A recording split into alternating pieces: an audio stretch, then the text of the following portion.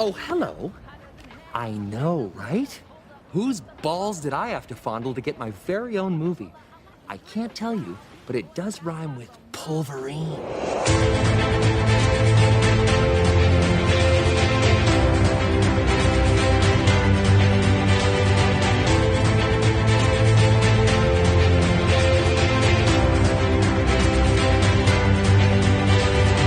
Hello and welcome back to A Stark Contrast, where we discuss the differences and similarities from Marvel Comics to their MCU counterparts. And we are your hosts, Geoffrey. And Di. Hello, and welcome back, everybody. If you can hear, that is Buggy going crazy in the back, which means one thing. Me and Di are back in person. We're back in person. So if you listen to our last episode, we were our second remote ever. Yes. Due to multiple reasons, but Yes. mostly because I got the big vid. Yeah, but we're all good now. Just, kind reminder. Wash your hands. Be nice to your friends if you're not feeling well. And don't contaminate anybody else. And if you don't wash your hands, what are you doing? Ew. So we're back in person together. So just a quick recap. Yeah, we recorded the week after Comic-Con, right? It was like the weekend Yes. and then the week after because pretty much. our schedules were pretty much overlapping and as far as traveling. Oh, that's right. Out of yes. I state was, was why going. Did we do that? And I was Yeah. like, oh, that's right. Yeah, and so we had to record our maximum effort, our Deadpool and Wolverine recap and San Diego Comic-Con ahead of Deadpool coming out, right? No, what was it? Like we didn't have enough time to really reconvene about it. Yes. Yeah. The previous episode before. Cable. Yeah, Cable. We yeah. talked about when this episode comes out, Yeah, Deadpool, we will have yeah. seen the movie. Yeah, but we that's don't know right. anything yet. That's right. So now we're back and we're on schedule, on track the way Yes. we're supposed to be. And Yes. so we're recording the week of the drop of the episode. And so very quickly, since I've last talked to you, I've been to 2 more conventions. I know. How does this happen? I don't know. And so I had gone to San Diego Comic-Con, and then immediately after I spoke to Jeff, I went to D23 Yes. for one day. Yes. And I did the full run, including the showcase in Marvel the show. evening. Or yeah. Yeah, the entertainment showcase. And so, yeah, it was fun. I mean, I think I've mentioned before, D23 is not quite for me, not to rhyme, but it is very Disney-centric. It's a lot. More than it is anything else. It does include Star Wars, Lucasfilms, Marvel, Nat Geo, and all that stuff. Yeah, the entire suite of everything they own is there, but Yeah. it's just a little much for me. It's a lot. Yeah, but Marvel did have some great photo ops, including the X Mansion. It's just a table. It's like the study or something. And then they also had this really cool TVA walkthrough. That's right. That had all the Nice. costumes Yeah. and stuff, and then you actually got an exclusive pin at the end of it, which is cool. But other than that, yeah, it's difficult. It's a difficult show because you can't even go into the stores unless you have a reservation, and those get got up very course. quickly. So I couldn't even spend money. Reservation Without a culture will be reservation. the death of me. It's a lot. I don't love that, especially considering how expensive the ticket is on its own. Yeah. It's like $100, Now but I you're mean, spend waiting and say yeah, and then you don't even have the opportunity to get to even something. you don't have the opportunity to even Yeah. attempt to go in. Yeah. At least give me, even have to wait an hour, at least give me that option. Give me the option to at least look around, right? Yeah, they don't Yeah. have that. And so the entertainment showcase was later that evening. They packed that it was full. It was Honda the Center Honda was Center, right? full. Yeah. Yeah. And so they did the showcase, a very similar showcase to San Diego. They're very quick. They turn it around almost immediately. And so it started with an introduction from Ryan Reynolds, just thanking everybody for the support for Deadpool Wolverine. And then they rolled out the Captain America Brave New World stuff. Same presentation as San Diego. And then what else was there? Oh, and then they did Ironheart, which was great. I mean, Yes. I know it's getting really, really mixed reviews, but who's surprised? Because, Yeah. you know, it's the same culture of people who don't like Ms. Marvel or Captain Marvel or She-Hulk. Because it's I'm not gonna get into that. Exactly. But I thought it looked great. It looks interesting. Very, very curious how that's going to go about. Yeah. Then, of course, Daredevil, which They're so back, excited. baby. Yeah, so less than 200 days. I think somebody had posted it the other week, and I reshared it. I think we're at like 100 and I don't know, 90 days. Yeah. So we're getting there. It's almost it's going to come so quick. And I mean, then dude, I saw it. I saw that trailer. Yeah, that they super. And It's I was great. just like, I was like, oh, he's back. and Bullseye's in that trailer. Like, oh, it's going to go down. I can't wait. Oh yeah. And then, of course, Agatha All Along, which had the biggest presentation because it is coming out next month. Next month. Yeah, yes. less than a month away officially. So yeah, it was a pretty good D23 for a Marvel fan, which I really appreciated. And it was a good day. I enjoyed it a lot more than I thought I was going to. Nice. But I think it is a lot to do with the fact that I did have access to the presentation. If I didn't have that, I would have been a little bummed out. But they did, again, bring a lot of stuff that they had like at Comic-Con. So Yeah. I got to do the FX and the Hulu stuff. Sorry, the bear. I saw that stuff. I mean, yeah. it's super like over exaggerated. Like it's a cool experience, but I mean, it's nothing more than they're like, oh, we'll bring you to your table, and there's no table. You just walk in, and then all of the chefs like show you a menu, and it's all the free merch you can get, and they're like, oh, what will it be for you today? And I was like, oh, so what do you recommend? And so the guy was like, oh, well, the we're unfortunately out of the hats, but the bottle cap or the bandana I would suggest. And I was like, okay. Or the bottle opener. So I took the bottle Got opener. It was super overhyped, but it was cool to actually not have to wait in line for 6 hours just to do that. Just to do, Yeah. So it was kind of like a walk in, walk out thing. It was great. But D23 also happens every other year. So it's, Yeah, there's that. You want to try to do it as much, Yeah, as it's much as you can in fine. there, since it only happens. yeah, and it's fine. So, it was enjoyable. And then I just got back from GalaxyCon San Jose, which I think is the first GalaxyCon for me for the year, maybe. But yeah, that's a great show. It's its first time in San Jose. Mm-hmm. It was a pretty good time. Met our friend Professor Xavier. Nice. I know, it's That's so right. random. Yeah. It's so random because he was just walking by and I just happened to notice and I was like, that guy looks very familiar. And then I realized it was Ross Marquand and I was like, hey. And he was like walking away and he just like waved. And then he turned the corner but then came back. And my brain was immediately like, oh no, why is he coming over here? Because I was just like, oh, Yeah. like a big old, I noticed you. And so he came over and he was so nice. And the first thing I commented on was his T-shirt because He came over to you professor. specifically? He came over to me because I waved at him. And I was like, oh no. And he was just like, oh, hi. And I was like, I'm so sorry. Like, I forgot that you were a guest here. And, I'm a big fan of your work. And he goes, oh, thank you so much. And I told him that I've like praised him on social before. And he's actually replied a few times. Yeah.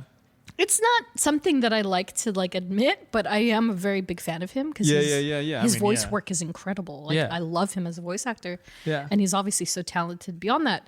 And so yeah, he came over and he was, and I complimented his shirt. I was like, a very nice shirt, sir. And he was like, oh, thank you. And then he was like, so what do you do here? And I told him, I was like, oh, I represent and assist comic book creators. And so we've got we have this entire row. Yeah. And I started to go down the line of sharing like what they are. And I was like, oh, are you a comic book reader? And he's like, oh, heck yeah. And I was like, oh, here. And I gave him a copy of The Power Fantasy from Kieran Gillen and Casper Wingard, who was one of ours. And Kieran is huge in the comic book community. Yeah. Huge, tremendous, talented writer. I've mentioned this before. And I gave him the first issue, which is already sold out in stores, but we had it. And I was like, here, give this a shot. Very X-Men vibes. You might be into it. It's the next big thing. And he's like, okay, I'll take your word for it. And so he took it. And he was like, you're just so nice. Do you want to take a picture or something? I was like, sure. He took a picture and I look like a potato, but it's okay because he's so beautiful and wonderful and nice. Yeah. And so, Yeah, that was it. And I was like, oh, where are you off to? He's like, oh, I'm done for the day. I'm just going to go back to the hotel and relax, have dinner. I was like, okay, cool. I was like, well, have a great rest of your show and maybe I'll see you. And he's like, yeah, for sure. And then that was it. Nice. So I was like, you guys are pretty much best we're friends. best friends now. So, I mean, next time if he's at a show, like maybe I'll see him again. So, but that's really cool that I was like, oh, and then like, I didn't realize who she was at the time, but more stories from the conventions. I was backstage. Lunch had just arrived for Saturday, and there was this petite woman like going up and down the aisle, and then her friend was there too. Are you familiar with wrestling much at all? I mean, before, and then surface level now. I didn't realize this because they were actually tabling behind us. It was Lita and Trish Stratus. Oh yeah, Trish. I know. Oh, the OG ones. Yes! Yeah, I know them. I know it was them, and I was like, oh. Oh wow! Yeah, she was like, "Ooh, this looks good." I was like, "Yeah, girl, what are you gonna get?" She's like, "Oh, maybe the tofu and some salad." And I was like, "But it's always like that. You know, it's like that." So it was cool. I love GalaxyCon, such a great show. But yeah, so I'm back home and here we are. Yes, we are back to our regularly scheduled programming. So very, very quickly, of the new stuff that they showed at D23, what did you like the most? What resonated with you? Were you like hyped or what happened? Well, I'm excited for all. I'm very excited. I hate that I see the discourse also. That's in real time. I can't do it. I officially cannot do it. It's like now it's just like annoying. Oh yeah, it's like horrible. now it's just like before it's kind of like okay. It's all engagement baiting. Yeah, all of it. And like now it's kind of just like now you're just like pointing things that you didn't like about it, or you're like, right. oh, I wish they would do this. I hate when criticism is like oh, they should have done this, or I wish they could have done, and it's like. And then also then do it. Like you do it yourself. But then also based off of a 45-second clip. Yeah. Which is that's the part that gets to me. It's and it sucks. But I love the Brave New World. Mm-hmm. Like that's gonna be like insane. Yeah. Agatha, I'm like, and it's also like, okay, I guess I'll do this one gripe. The one gripe is like, with Agatha. Yeah. Not with Agatha, but like the discourse around it. Oh, sure. Where it's like they're like, oh, no one asked for this. We want Wanda, and it's like. You guys always like complain about like new story, like not having new stories, and they're giving it to you. But just because it's a character that you're not interested in doesn't mean it's not going to be like great. And also doesn't mean it's not going to be related to said character. Yeah, like even if she's not in the series, it's all going to be It's in her. It's in her orbit. You know what I mean? Yeah. Like it's going to affect Wanda Maximoff in some way. Yeah. And so obviously one of her children is in it. So like the fact that people say things like that, it's so crazy to me. And also, I mean, from a marketing standpoint, they're releasing new Scarlet Witch stuff like next month. And I'm like, that seems coincidental. Yeah, coincidence. Yeah. So it's like, come on. Or even the other one of the most recently one where the most recent like kind of a like story that I read was Eternals 2 is not in development anymore and stuff. And I was just like, and people are saying like they were like so we're just not going to see this team and we're not going to see this team anymore at all after like the ending that they gave us like when it came to like the Celestial like whatever, and people were, and I'm like you guys were hating the hell out of this movie when it came out. Yeah, what I saw about that was that, people rediscovering the fight against Icarus, right? Like, dude, and they were like, we talked about like that. Like, we were like, this is so literally nuts. One of the only comic accurate like portrayals of Speed. Yeah. And ever. And people were like, hated this movie for what? Let me just say, this is the same stuff that I remember after our Lord and Savior Andrew Garfield became Spider-Man. It's the same stuff. And now everyone's like, oh, he's the best one. He's the best Spider-Man. Amazing Spider-Man 2 is so underrated. And I'm like, they did. Where were you people? So it's the same thing, but it's just heightened because it's quicker now. So people are reacting to something that was like last year and they're like, that was goated. This is weak. And it's like, like, and people were, oh my God. Yeah. But so you liked that. So Agatha looks great. Agatha, everything looks good. Resaw the Fantastic Four the teaser that they did in high quality. Not high quality, but I didn't have to like scour the internet for it. Absolutely unbelievable. I'm excited for. So good I'm it excited for is. Fantastic Four. What's the other? There's another one. Oh, yeah, obviously Ironheart. Like same thing Ironheart. with Ironheart. Yeah. They're like, nah, not excited for it. And it's Sure. like, dude, Yeah, no. Once it just gets like- going, they're gonna all shut up. And then Daredevil Daredevil. Daredevil. Like, yeah, that teaser that they showed, I was Yeah. like, is incredible. there was like that one, like it was just all sound effects, sound design, and just him fighting. Mm-hmm. And I was like, oh, there it is. I was like, yeah. All right. Yeah, they're this is hitting them it. five senses, except for smell. But like, the thing about Daredevil is that they really hone in on visual and auditory, especially auditory because he's blind. So it's Yeah. it plays its own part, and I think Yeah. people overlook And that. I like that it's like this dynamic now that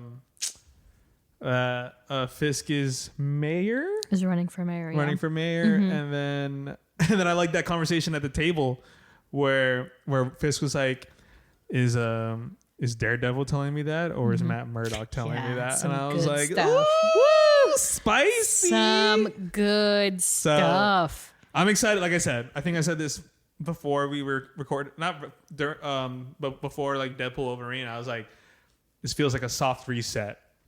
That Deadpool is the start of a soft reset, and then they're just gonna start releasing stuff. And now there's all this good stuff Yep. like on the on the calendar, and Hell yeah. everything looks pretty solid. Like everything, like it's solidified. You Yeah. know?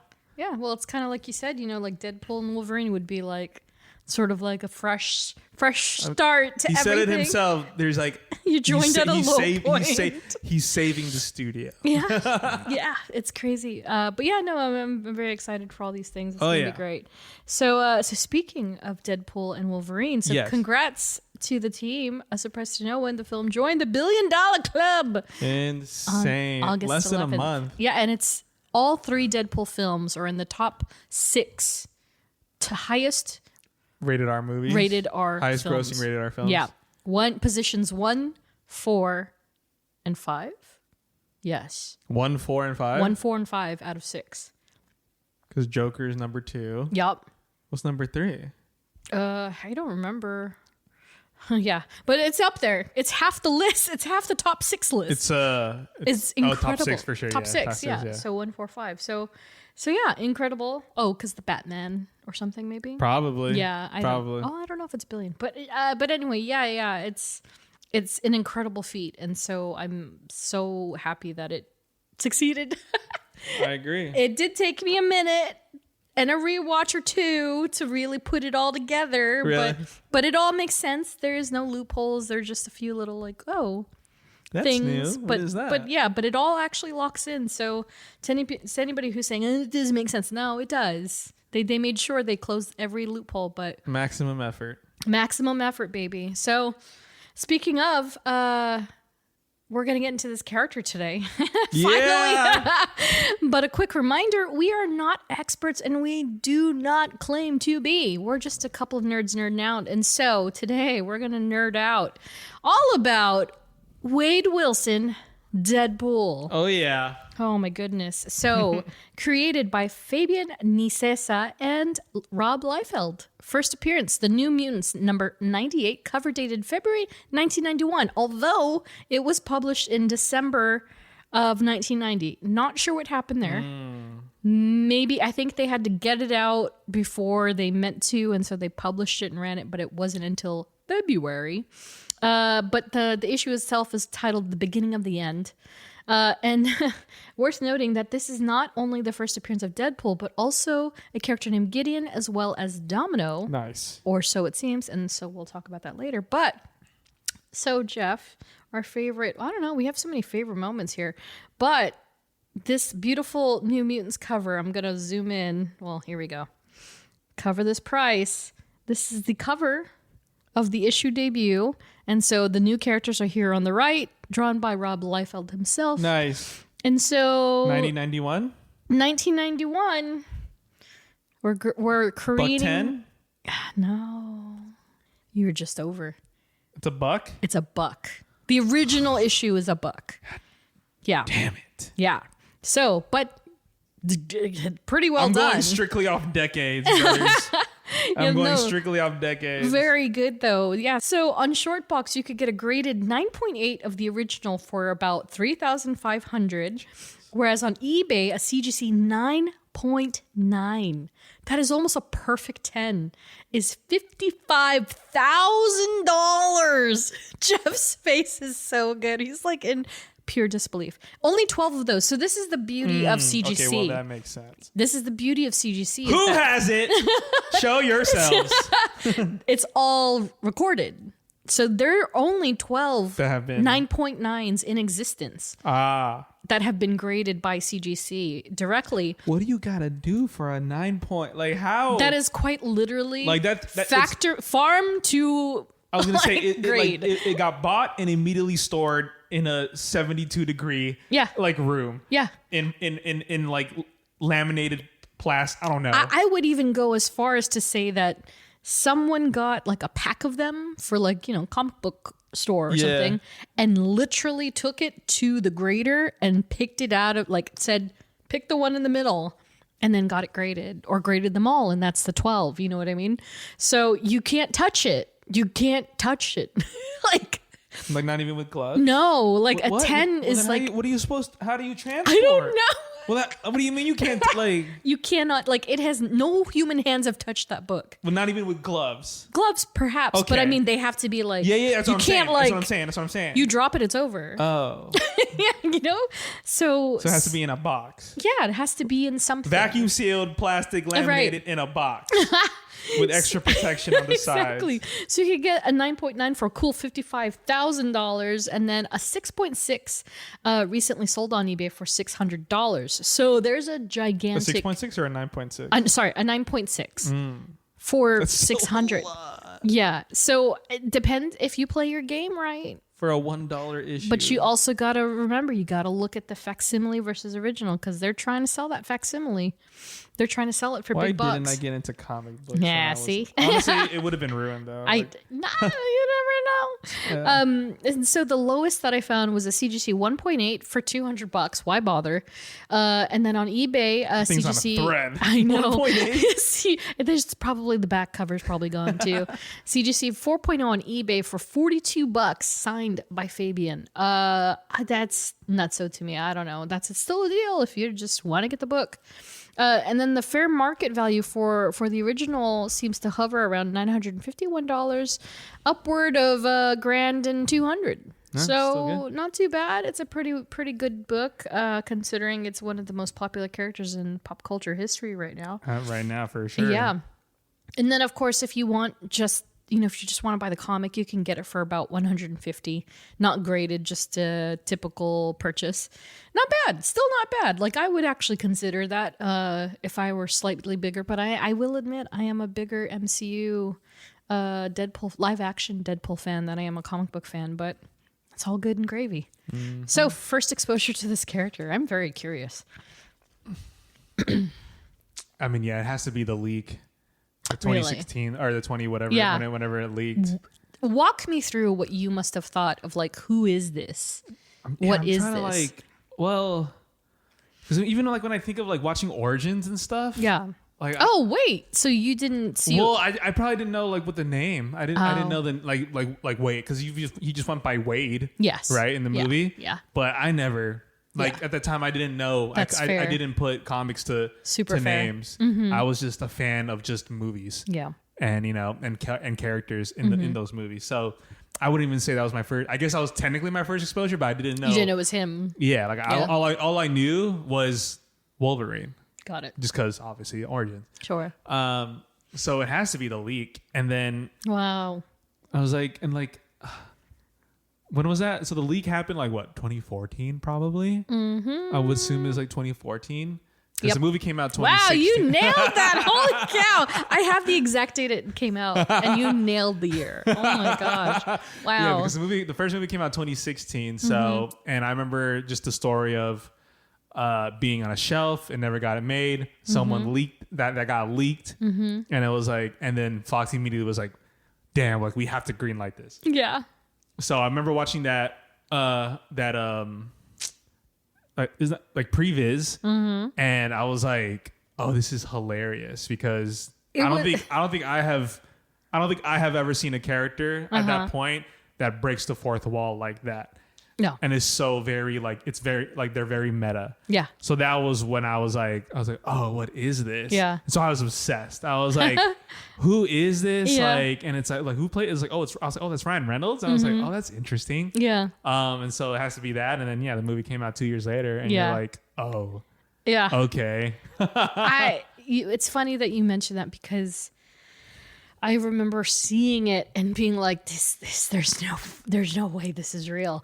It's so good. Like, how is this possible? And they didn't how are you it. letting this sit? And I remember downloading it and being like, no way, they have to make this. And it was also very hard finding things on the internet yes, at that time. Exactly. Like, it you really could YouTube was. stuff, but seeing leaks like that on YouTube, like you would have to go into the depths. Exactly. Like you have to go onto like this video.net. You want to download it, but you're like, well, if I do, is my computer like screwed? Is all my info like out in the dark web? But then when you see that on YouTube and it was like this random account had less than like 10, probably no subscribers. Yeah. And you're kind of like, is this? Like, why is this very high quality? And like, why is this like on a random like account? So genius. So, Ryan definitely did that stuff. Yeah, he admitted to it after the fact. Yeah, he was like, oh yeah. He always says, he was like, can neither confirm or deny if I had something to do with it, but it's crazy, Which is right? confirming it, yeah. Like, it's crazy. Such a jerk. He's so good. Yeah, and I remember seeing that it was like 2 minutes. I think the one line I remember the most, he was like, crime is a disease. Meet the cure. Yeah. And he just holds this cut off head through the, and I was like, oh, this is hilarious. So, wow, that's so interesting that's your first. Me. Yeah. Comics, obviously. Definitely. Has to be. Yeah, because if he came out in 91, I was already in it the next year. So he was fresh off the boat when I was getting into it. And so I was just reading whatever I could and anything that was cheap. And of course, if comics were $1, I don't think I have his first appearance, shockingly enough, because he wasn't X-Men proper. But I do remember seeing him and immediately knowing who he was. So it must have been somewhere in the shuffle there. But we'll get into this, our little mini book. Yeah, my story is not nearly as compelling as yours. Sorry. I'm all physical, not physical. I'm all like multimedia when it comes to these characters. Yeah. So, we'll go to our handy dandy mini book. So Deadpool, height 6'2", same as Gambit. Weight 210. I believe that is also the same as Gambit. Wow. But in this lovely bio here, I think you're gonna get a kick out of this, Jeff. Dying of inoperable cancer, Wade Wilson volunteered to undergo Weapon X experimentation to recreate Wolverine's healing factor. Wade was cured but horrifically scarred and now monetizes his mutant healing abilities to survive life as the Merc with a Mouth, known infamously as Deadpool. Deadpool. Yeah. Nice. Yeah. And I did watch Deadpool, the first one. I don't know why I did this. I went backwards completely. So I watched Deadpool and Wolverine 2 more times. And then I watched Deadpool 2. And then I watched Deadpool 1. Mm-hmm. Don't know why I did it that way, but I did. And so I couldn't quite, when I was putting my notes together, I couldn't quite remember like how they treated it in the films. Because it is, just to nip it in the bud, canonically in the comics, Deadpool is not a mutant. But in the films, they have made him a mutant. The whole premise of Deadpool 1 is that Ajax was using him as a mutant. But he was activating his mutation in that chamber. Like everybody has a mutation gene. Right. And we're just activating it. Yeah, it is very interesting. But yeah, so we'll get into it here. So Wade Winston Wilson, nice, aka Deadpool, alliteration is his best friend. It is interesting, I will say. When I was looking through comics, I found a file, like a really tiny Easter egg on a Manila folder about Deadpool in a comic, and it said Wade T. Wilson. So I was like, I don't know. It's supposed to be Winston though, so he's a triple W. But yeah, so. As we mentioned above, Deadpool made his first appearance in The New Mutants. And so the general idea of that, if you haven't gotten the idea by now, is that the New Mutants book always kind of leans into this concept of this is a younger generation of X-Men in training, sort of. And so, or the educators that are teaching the newer members, if you will. And so, in that particular era, we're actually dealing with Cable. Again, Cable and Deadpool both have the same dad, Rob Liefeld. Yeah. So we mentioned this in our Cable episode. But in this particular era of New Mutants, Cable is dealing with X-Force, who at that time consisted of Richter, Boom Boom, a.k.a. Boomer. They don't call her Boomer much anymore because it means That's a different word. Yeah. They call her Boom Boom again. And then Sunspot, Cannonball, and Domino. And so the way that Wade comes into the picture is pretty simple, though. He is essentially hired by a big mysterious baddie named Tolliver to carry out specific tasks. And in his debut, he's sent to kill Cable. Cable is his hire. Yeah. And so he's basically just got paid to take him out. And so it is worth mentioning that Mr. Tolliver is none other than Tyler Dayspring, who Wade is hired on and off again to do his bidding. Tyler Dayspring, if you remember from our Cable episode, is Cable's son, or presumably his evil twin son, because his evil twin may have assaulted Cable's wife. Jeez. Oh Or girlfriend at the time. Yeah. So it's a multi-layer of just really bad stuff. So it wasn't until 1998 that in Deadpool and Death Annual #1 that they actually tackled the origin story written by Joe Kelly. And so as much, I'm going to say it now, as much as Rob Liefeld is so integral to everything that Deadpool is, he's also the loudest creator imaginable. He's like, yeah, I created Deadpool. And everybody else is kind of like, yeah, I created Deadpool. I wrote for Deadpool.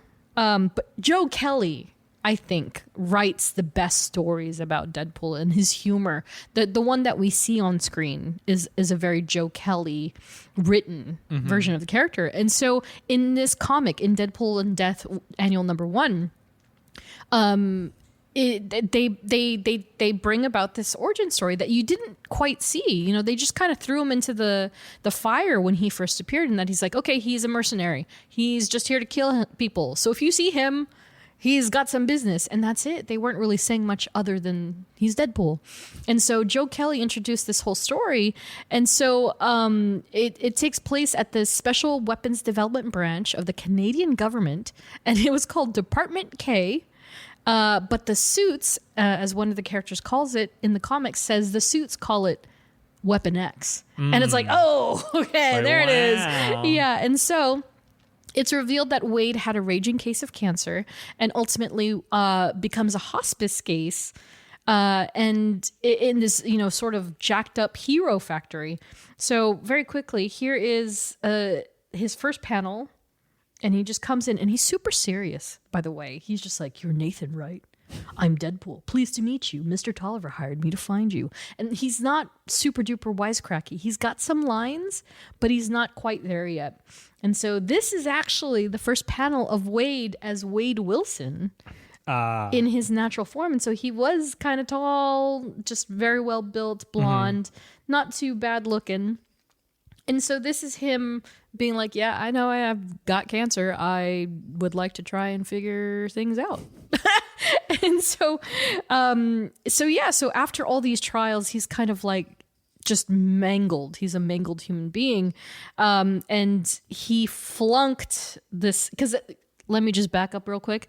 It's kind of like in the first movie where he almost thinks that he's going to become a superhero. Yeah. He's there being like, okay, I'm going to try these experimental drugs. Yep. It's fine. I'm going to, okay, cool. And they're like really trying to sell it. And so like you see here, there's I forgot his name, the Canadian guy. He's flying overhead and he's like, oh yeah, cool. Okay. Superheroes are here.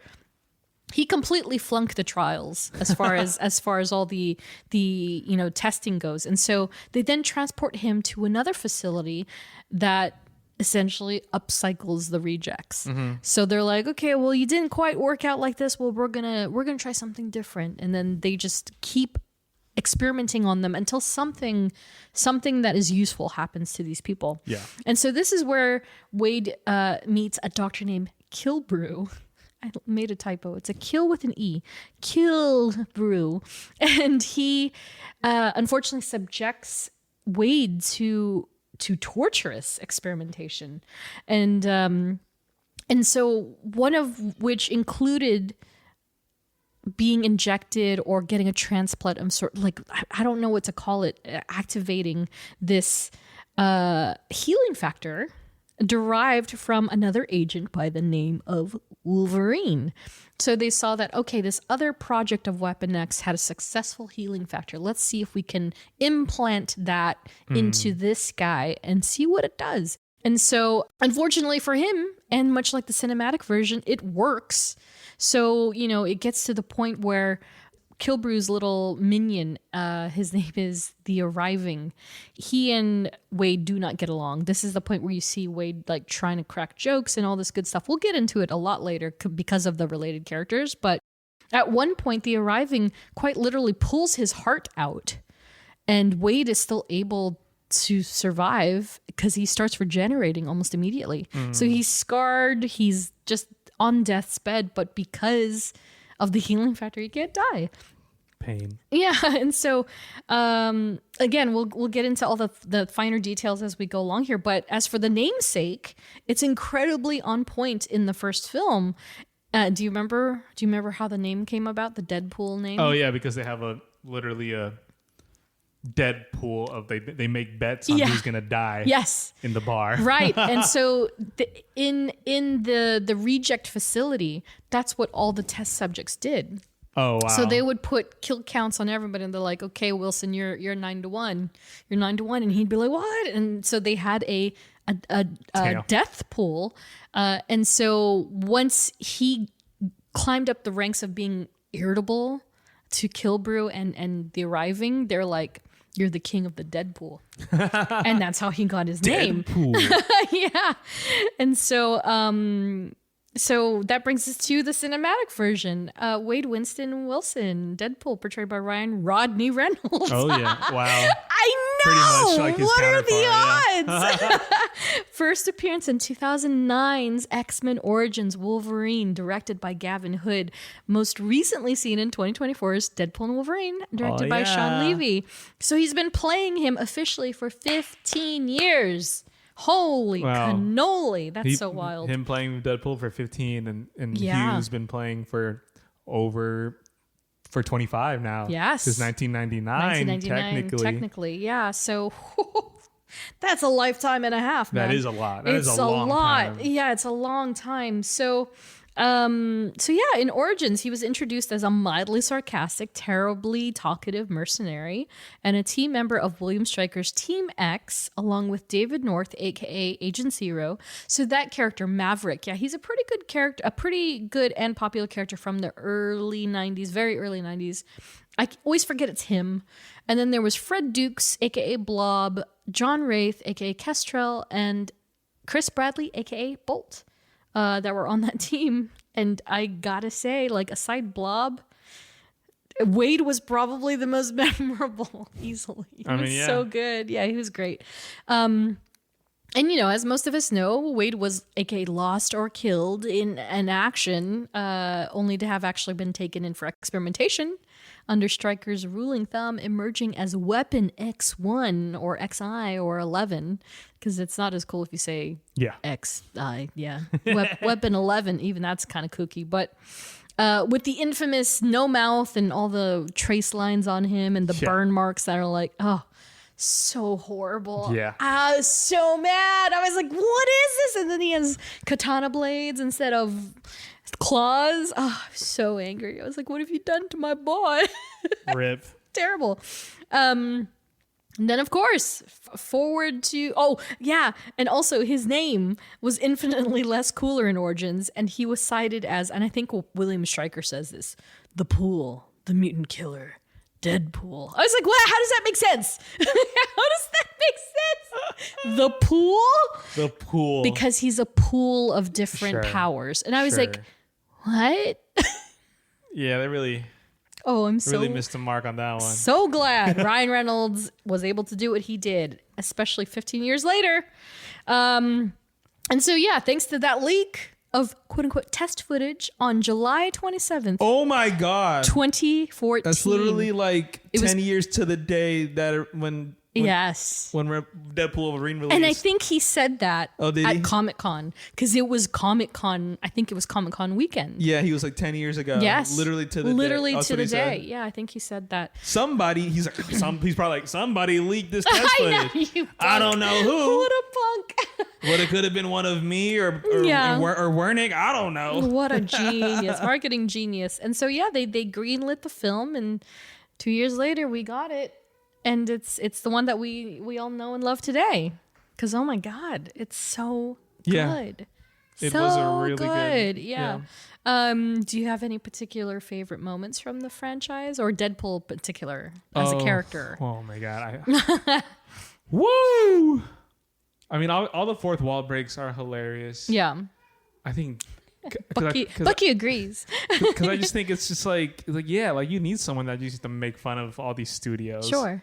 Yeah. Yeah. What I love about the first one is like that freeway fight. Yeah.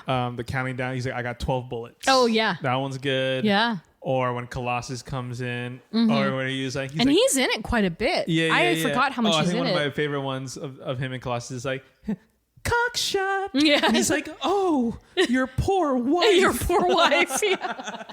or he feels behind him. Yeah. Dad? Dad. Yeah. I'm like, oh my gosh. Yeah. He's so funny. good. Mm-hmm. I think it's amazing like what Ryan Reynolds has done with this character. Oh, it's fantastic. In He the was truly born to play this character. Yeah, in the past 10 years now. Yeah. It's like you made Deadpool a household name. And it's great. Like Yeah, the writing of so him is good. great. The first movie Witty. was such like a hit. You're like who would ever think about a rated R comic book movie? Yeah. And there's no way that it would sell. Fits And perfectly. boom, it's like perfect. Well, yeah, it's like kind of like I mentioned a few times before too, when my nephew was like 10 years old and he, and I get it. Because, there are going to be parents out there that are like, oh, I don't want my children watching material like this. And it's like, well, when you look at things, when you see the world now and there are things like The Boys Yes. and Doom Patrol. Not Doom Patrol's a bad example. They're not that bad. Yeah.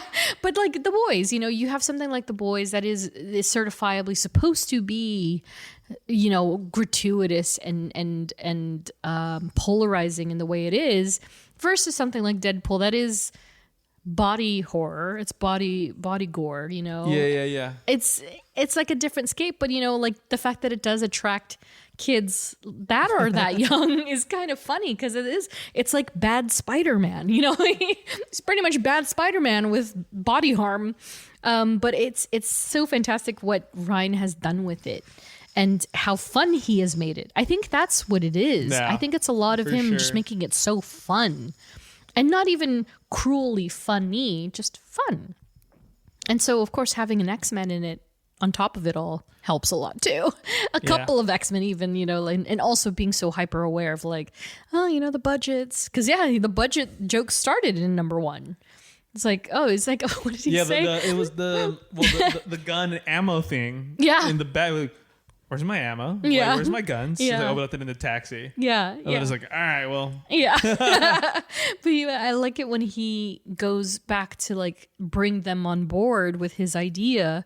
And then he goes to that mansion and he's like, oh, hello, it's you again. And it's Negasonic. Yeah. And he's like, gee, this is a big place. You got a lot of rooms, but yet I only see 2 of you here. Yeah.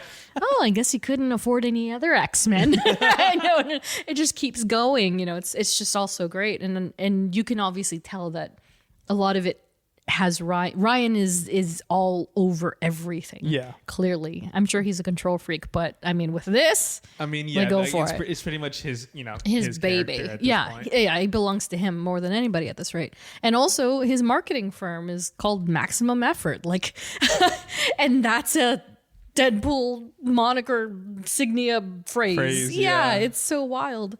So Jeff, it's been a minute. Are you ready for your First pop quiz. I suppose. First of two. You should be able Get to ready get for these. disappointment, guys. This first one is multiple choice. So, of these comic book characters, which did not inspire what would eventually become Deadpool? Oh, and it's not even comic book. Actually, of these characters, He-Man, Wolverine, Deathstroke, or Snake Eyes Which one of those did not? did not inspire Deadpool? I feel like He-Man did because he makes jokes about He-Man all the time. He-Man did No, not. I feel like he did. Okay. He did. Okay. Wolverine, obviously. Yeah. Deathstroke. I mean, they have similarities in the mask. Mm-hmm. And And then the last one was Snake Eyes. Snake. I don't even know who that is. G.I. Joe. Oh, that guy. Yeah. Which one of those characters inspired? Did not. Inspire. Yeah.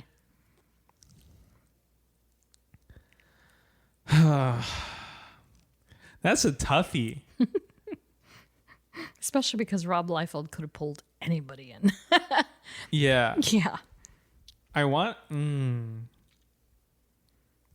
So there was Snake Eyes and the one for Deathstroke. To Deathstroke strictly for literally the mask and the eyes, like that structure of the mask, literally is Deadpool. I hate this stuff, guys. You love it. This sucks. My gut says Snake Eyes, but I feel like that's just so. Oh. Final answer. Did Wolverine? What? Okay. You know what? Let's go. Snake Eyes. It's incorrect, Jeff. It's He-Man. It's He-Man. Yeah, unfortunately, he has been inspired by Wolverine, Deathstroke, and Snake Eyes. Snake Eyes is pretty spot on given just the exterior of him and Sure. the weapons usage. Wolverine, obvious reasons. Deathstroke is actually quite funny because Deathstroke's real name is Slade Wilson. So there's a whole joke about they insisted it wasn't supposed to be to make fun of him, but it absolutely is to make fun of him. And so it's a parody on his name, Wade Got Wilson. it. And so and yeah, unfortunately it is the only one that did not, well, technically, I mean, very well could have somewhere inspire Deadpool was He-Man. So good, well done though. You did pretty well. So from there, let's talk aesthetic. So this is, oh man, so good, so spot on, even from the get-go. I mean, not talking about Origins, but everything after Origins, just so spot on. And you know, aside the richness of contrast in the suit, yeah, it's pretty damn good. Watching going backwards, because I think mentally I wanted to see the evolution, right? Yeah. And not go in the manner of progression, but to go backwards to really be like, oh, so this is the now and this was then. And yeah, you can see the contrast difference that Fox had versus the new suit. And the Fox suit was so, I mean, it doesn't look like it if like the picture is the Fox one right here, Yeah. right? Like if you just look at this, you're like, oh, it's not too bad. It's pretty red. But when you see the Deadpool Wolverine one, The you're new like, suit? oh, it's Yeah, very red. It's like they made that pop. Yeah, it's super duper pop, and this is so fantastic. And so, similarly to Spidey, the whole domino mask with the black, you know, changing with his eyes and exaggerations and exclamations is so great. And in the comics, it's very similar too because it does depend on the artist, right? So some of them exaggerate the black part, some of them do make his eyes go kooky and stuff. So it's so good and so consistent, and it just brings enough element of like, I don't even know what to call it. Like, I don't know that I could see a world where masks of like this character were just not animated in some way. Yeah. It's so perfect. And so, yeah, they pretty much nailed the suit at all angles. Obviously, you know, all of his little pockets and pouches are a little different, but otherwise, I mean, I think the belt So buckle great. too is important too. yeah, it's so I think they got great. that. Yeah. So shout out to costume designer Angus Strathy, as well as Maya C. Rubio once again, and Graham Churchyard, who worked on Deadpool 2 and Deadpool and Wolverine. So yeah, from there we can go to powers and paraphernalia. Oh my lord. So it's very interesting because depending on which source material you're looking at, the origin's a little different. Again, not technically a capital M mutant, but a he's got some stuff going on. So as Deadpool, as we know him now, he has genetically enhanced physiology, which includes regeneration, foreign chemical resistance, disease immunity, immortality, telepathic immunity, possession resistance, as well as superhuman strength, peak human speed, superhuman stamina, agility, reflexes, and durability. He's also a master martial artist, master assassin, as well as multilingual, fluent in Esperanto, German, Japanese, and Spanish. And so in the comics, he seems to have a little bit more in his pot going on than the movies, because the cinematic version does have a slightly tweaked and shorter list. He's got regenerative, healing factor, immortality, superhuman streak, durability, speed, agility, stamina, reflexes, and senses. He's also a master marksman, martial artist, swordsman, acrobat, and assassin, expert tracker, and multilingual, though he's only spoken English and Spanish in the films. So he's basically the same. He's a little more OP in the comics than They always are. Yeah, exactly. I'll never forget that Eternals episode. I was so like, funny. can anyone win? Yeah. Like, can anyone lose? I don't think anyone can lose in the win comics? against them. No, exactly. And of course, like I said above, there has been some debate on whether or not Wade is a proper capital M mutant, and it's even been an ongoing joke of correction in the comics. So he'll be like, "I'm a mutant," and then somebody off panel will be like, "You're not a real mutant." Pain. Yeah, and so depending, like even in the Krakoa era of X-Men, he was not considered a mutant. He was not proper, but in other iterations, he's a total mutant. So depending again on the writer, he is and he's not.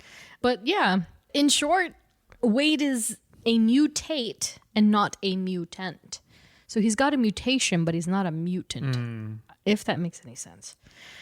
Family, friends, and affiliations. Holy moly. So his circle is pretty broad, but trying to keep this a little short since we're going to talk about all of it more later in the show. So as far as his family goes, his parents, Thomas and Haley Wilson. So, oh my God, trying to make sure that I told the right version of this was so difficult. Not difficult, but it was a little complicated because the story behind Wade's parents has changed up over time. And it varies. Like sometimes it's an abuse case where the father was abusive, or even the mother was abusive and the father wasn't there, to them having cancer and they passed away because of cancer, to the point where even that he, there's this whole arc called Original Sin. We've talked about this a few times now. And in that arc, it showed that Wade unfortunately killed his parents while under the control of a man named Bartol Butler, aka Butler. That's unfortunate. Yeah, who we'll talk about later. But yeah, so he was mind controlled and just offed his parents, unfortunately. But the entire, even Wade and Wade Wilson as a name, there are so many different versions of his story that might not even be his name, because he doesn't even know who he was before becoming Deadpool. So all of it could be a lie. And so we're not going to talk about all those complicated things. If you're so interested, just read the comics. But yeah, there are no live action counterparts. In the films, they don't go any further than him already being an established mercenary. And so he was the way that the Deadpool film actually begins is that, after they rewind time and he's just regular Wade Wilson, he's essentially beating up bad guys for like money, Yeah. which is like fine. But yeah, they don't backtrack much or let alone talk about his parents or his family. So you just kind of assume, oh, they're all gone. Other than that, there is Althea, aka Blind Owl, who is very much a character in the comics. So apparently she may be connected to the British intelligence as far as the source material goes, but they haven't really explored her origin story. So who's to know? She's blind. Yeah, She's just blind. exactly. And so their relationship in particular has been the point of conversation, especially on social media lately, because people it seems like people are more quick to talk about polarizing topics and like problematic tendencies. And so of course when people are looking at Deadpool and probably don't like him, they're trying to look for what's problematic in the story so they can turn it around and make a big discourse about it. Yeah. So there's this whole thing, I don't know if you've seen it, but there's this whole thing about how Deadpool's an abuser because he's victimizing this old woman. gosh. Yeah, it's kind of nuts. But, like in the films, it's not quite like that. In the comics, however, Al was actually a hit for Wade at one point. He was supposed to kill her. And she later became an on and off again prisoner to him. So he held her captive and she was just like, whatever. Like, I'm here, I guess. You know what I mean? And so it's not like she could go anywhere. She's blind, and so, but, over time, and especially because of the movies, they've kind of changed the nuance a little bit to be a little more positive, and she's willingly there, but it's still kind of strange. But of course, in the cinematic universe, Althea Blind Al is portrayed by Leslie Uggams, who is not blind, right?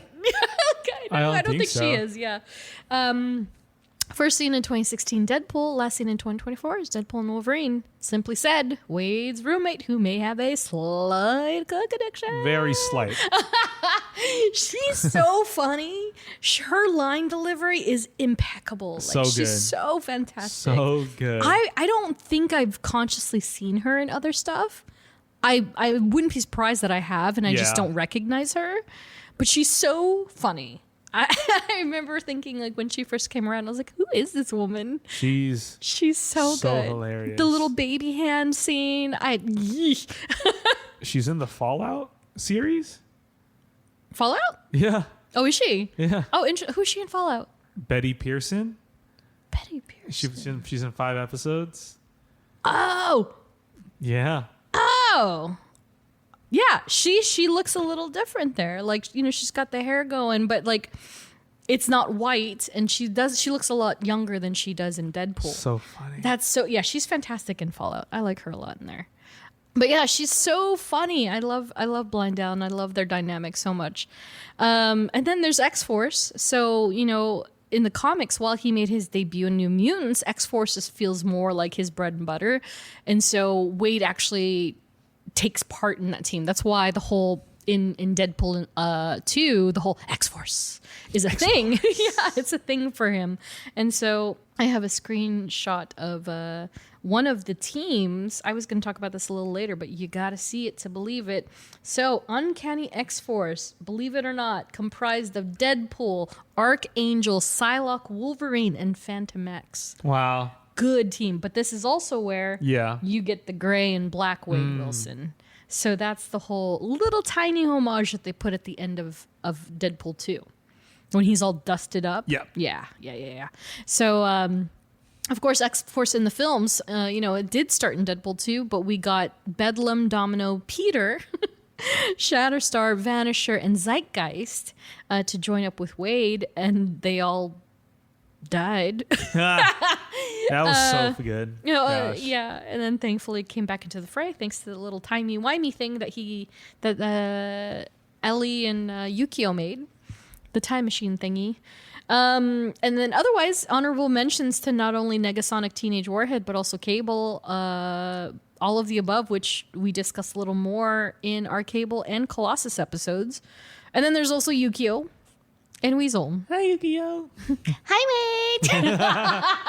She's so cute. I love her. Did you see that? I mean, this is completely, but sort of off topic, but did you see the whole thing of people like complaining that there is a Yukio in the Wolverine, but there's this Yukio, and people are like, oh, I hate that they like changed her character. And I was like, I don't think that they're the same Yukio.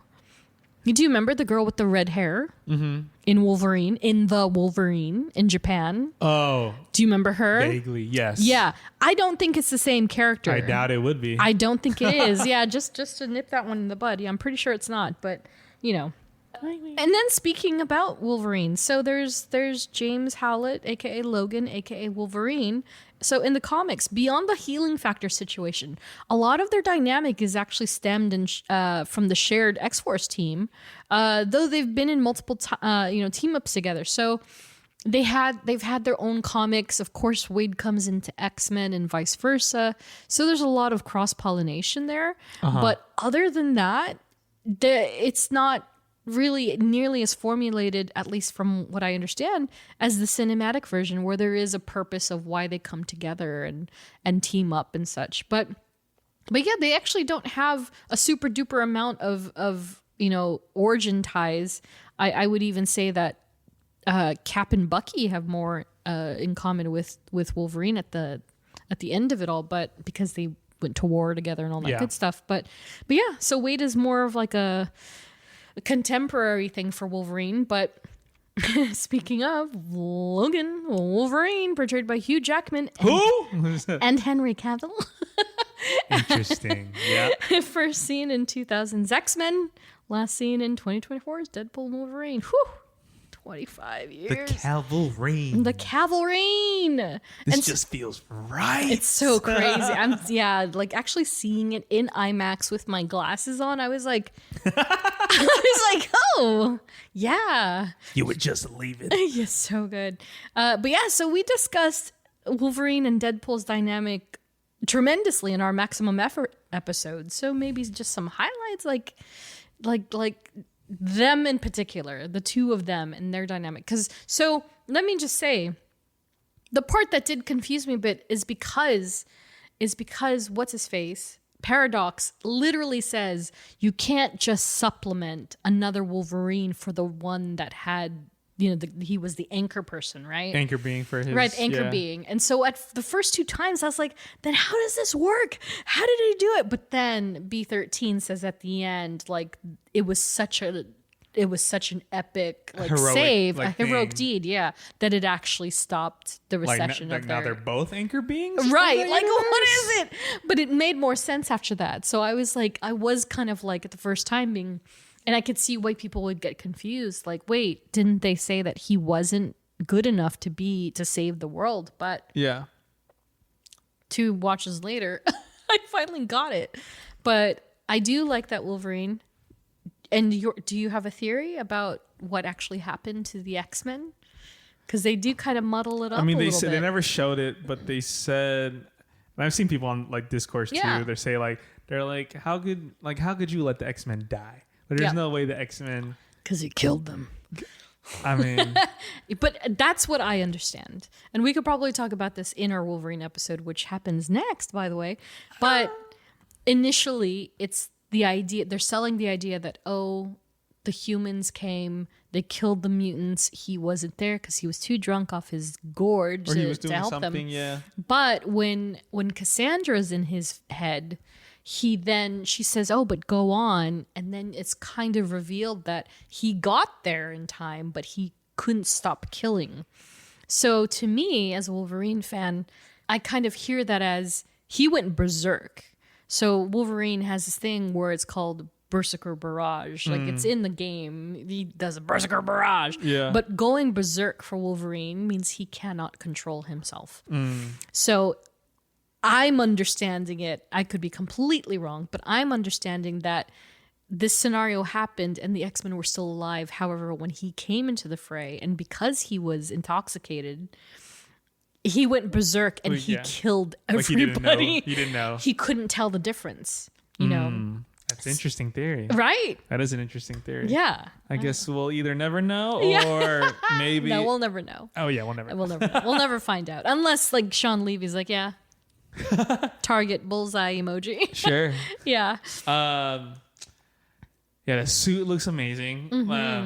I can't lie. Yeah, when he brought the cowl up, I was like, it's like you knew he was coming, but you were just like, when? Yeah. But then you're like, he puts it on, you're like, damn. it looks good, and then there's a couple close-ups of it. Yeah. Like towards the end of the So movie, and you're like, good. damn, this looks good. It looks so good. And yeah, first I understood because, like, somebody, again, like, to your point at the beginning of the show, you're having a good time on social media, and then you see that one comment that you're just like, why'd you have to say that? Yeah. And so some chick was like, that's so stupid. It just comes out of nowhere and everybody's freaking out. And I'm like, okay. So I was telling my friend when I was watching my third rewatch, I was like, oh, no, you can see where he pulls it out from. It's not like perfect science, but if you see the suit, if you see the anatomy of the suit, so he's got like, so the theory is that it's like the brown and yellow one, right? So he's got that, but then he has another layer Under. on top. Oh.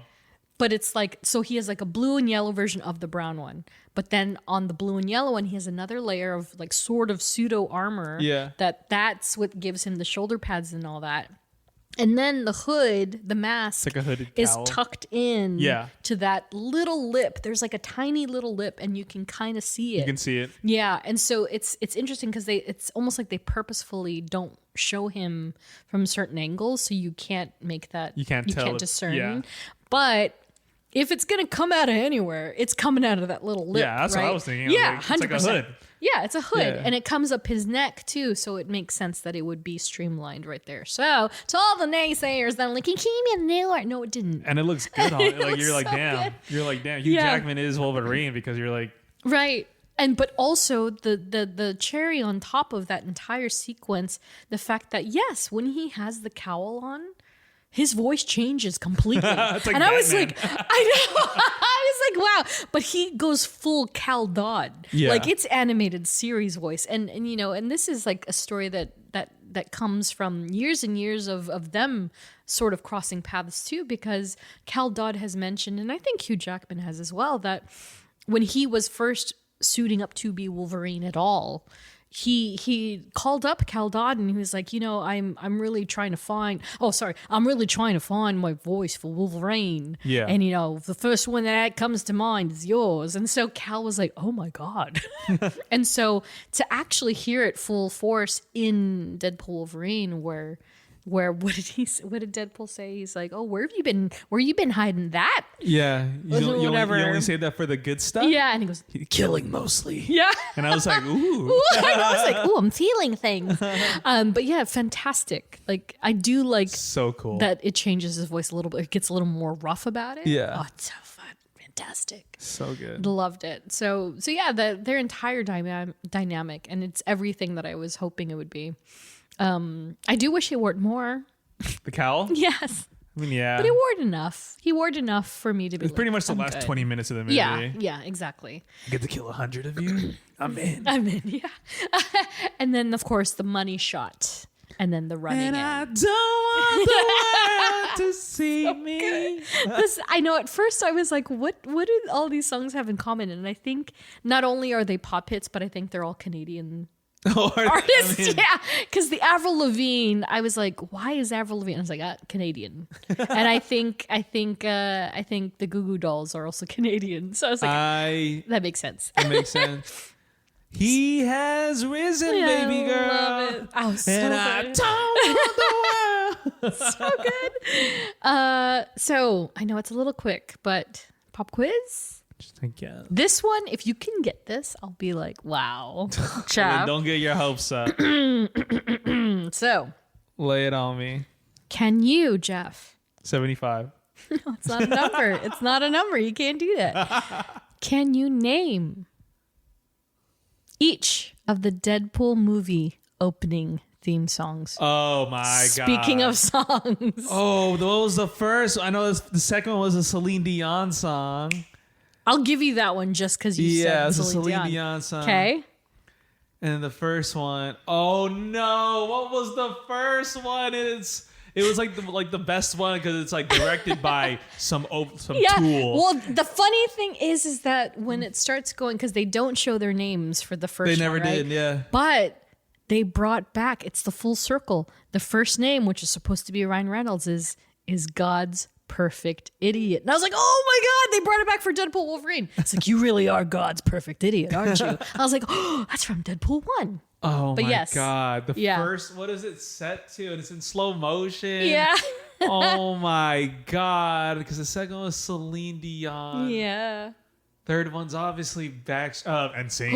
I was gonna say bye NSYNC. Yeah. Okay. My bad. You're good. Ooh, you're 2 for 3. I Come know. on. Come on. How do dude? Oh no, it's gonna bother me because you're gonna say the song or the artist, and I'm gonna be like, yes. But I will say, I even just for my own thought, because I would have gotten all 3, but I would have messed up which artist. So I'll give you, if you can name either the artist or the song, you're good. So I won't expect both, but you gotta. Because the Celine Dion song was an original. Yes. Which is with the music video freaking where insane. It's the second iteration of Bye Bye Bye, by the way. Because at the end of the video, he goes, I should have gone with NSYNC and Bye Bye Bye. Should have gone with NSYNC. Yeah. And I did it for Deadpool 3. Yep. The first, I'm trying to remember how this freaking intro goes. But before, and it's like, dude, it's going to bother me. I don't know. Can you give me a line from the song? I don't know.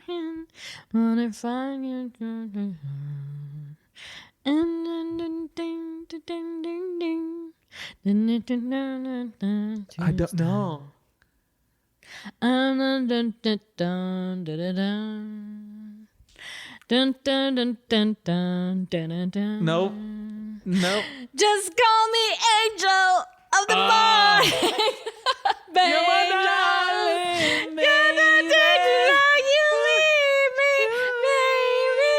What's the song again? Angel in the of the Morning. So the original Shaggy. No. Juice Newton. Oh no, I would have never gotten that. Yeah. That's the song, really? Yeah. Damn. No, I would have gotten that. Yeah, the original was Merrily Rush and the Turnabouts. That's the one that I know.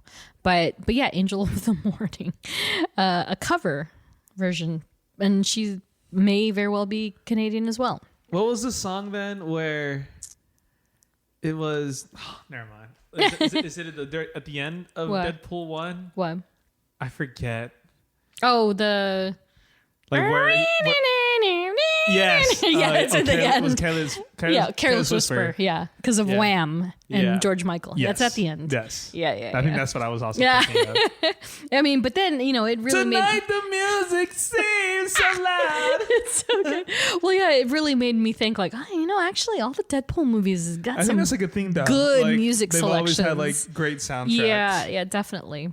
Like what other movie is going to have that intro song, Careless Whisper, and then also DMX's X Gonna Give It To You. Such a mixed bag. Such a mixed bag. It's so great. And they use X Gonna Give It To You to market the movie. Exactly and it's right. like, what? Yeah, exactly right. Love it. So good. And that's why I love my genre bending king. You know what I mean? Yeah. Like he's all over the place. He's so good. So are you ready to dive into love interests?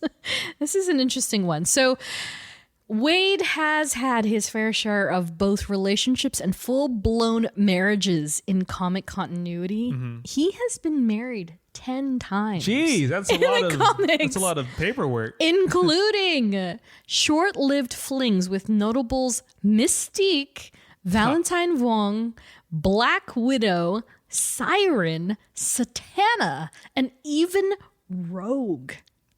Wow. Yes.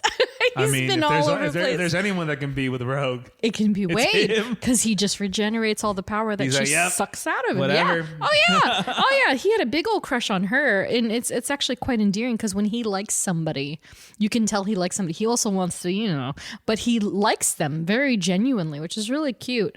So we're just gonna stick to a shorter list, especially because 3 of the 4 do not have live action counterparts at all. Mm-hmm. So the first one is Shikla. She was kind of my favorite. So she is Queen of the Undead.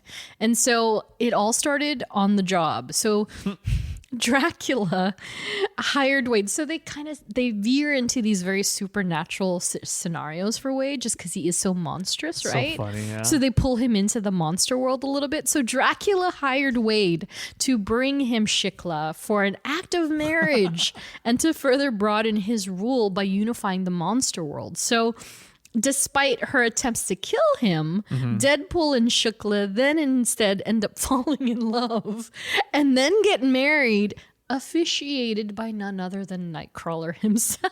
Wow. She then I think she's Polly. I couldn't remember which one. She then cheats on Wade with Werewolf by Night. And I think we actually might have talked about this in our Werewolf by Night episode. I'm not sure.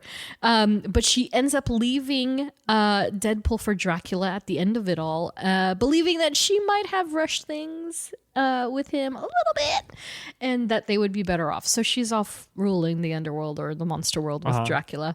So again, no live action counterpart. And then there is Death, who we've talked about a little bit with Thanos, because this is the woman that he started the Infinity War for. Yep. or the being. And so this kind of calls back to Wade's origin story. So when Wade was on, again, his death's bed, he was trying to get into Death's bed because he got entangled with her pretty on during the Weapon X trials. So generally those who are preparing to cross over into the afterlife are the only ones who can see her, right? So for whatever reason, Wade wasn't dying yet, and she realized, oh wait, he can hear and see everything I'm doing. Yep. And so she found that appealing. She was like, oh, you can see me, well that changes the whole Wow. game. Yeah, she's like, oh, this makes everything interesting. And so she then attempted to seduce Wade into dying because of his regenerative state. He would always get there, and then he'd come right back, you know? And so she would tempt him. She would seduce him and be like, this can all be yours. You just have to die. So he literally cannot die. And so he cannot die. And so he kept trying to die. He kept trying to be killed and be beheaded, and none of it worked because he would just come back immediately after. And so... That's crazy. Yeah, in this case, he was trying to die by the hands of the attending, aka Ajax, and wanted to reunite with her, but it just never happened. But they did have a little flingy too later on down the line. But and I think he got in a full-fledged fight with Thanos over her. Oh, that'd be so great to see. Know. Can you imagine? I hope they multiverse this. And he still didn't quite succeed. So. None for him. But again, no live action counterpart. And I think I mentioned it would be so insane to actually see Death in any of this continuity because she is such an interesting character. Yeah. But yeah, she's very much depicted as just the skull with a hood and lady parts. That's it. And then that brings us to Carmelita Camacho. So this is an interesting one. So for Carmelita, after her father was essentially a small store owner, like kind of like a bodega. And so her father was killed by a villain named the White Man. Okay, so don't get it twisted. You know how there's the Purple Man? Sure. There is also the White Man. They don't have anything in common. I'm sure. Aside the fact that he's like dressed like a pimp and he wears all white. That's even more hilarious. Yeah. So the White Man killed her father, and Carmelita's mother looked to the Heroes for Hire to help bring him to justice. So I'm not sure who was on the Heroes for Hire at that time, but they often consist of like Luke Cage, all the street level people. Yes. Luke Cage, Iron Fist, what have you. And so Carmelita, however, got caught up in the ordeal, resulting in a kidnapping of both she and Wade. Of course. So they both get kidnapped together. Long story short, she thought, oh my gosh, I'm gonna die. This is my last day on Earth. And she was like, do you wanna just beat me? Do you wanna Oh my God. And he was like, yeah, let's go. And so she had intercourse with Wade. Gross. And got pregnant on the first try.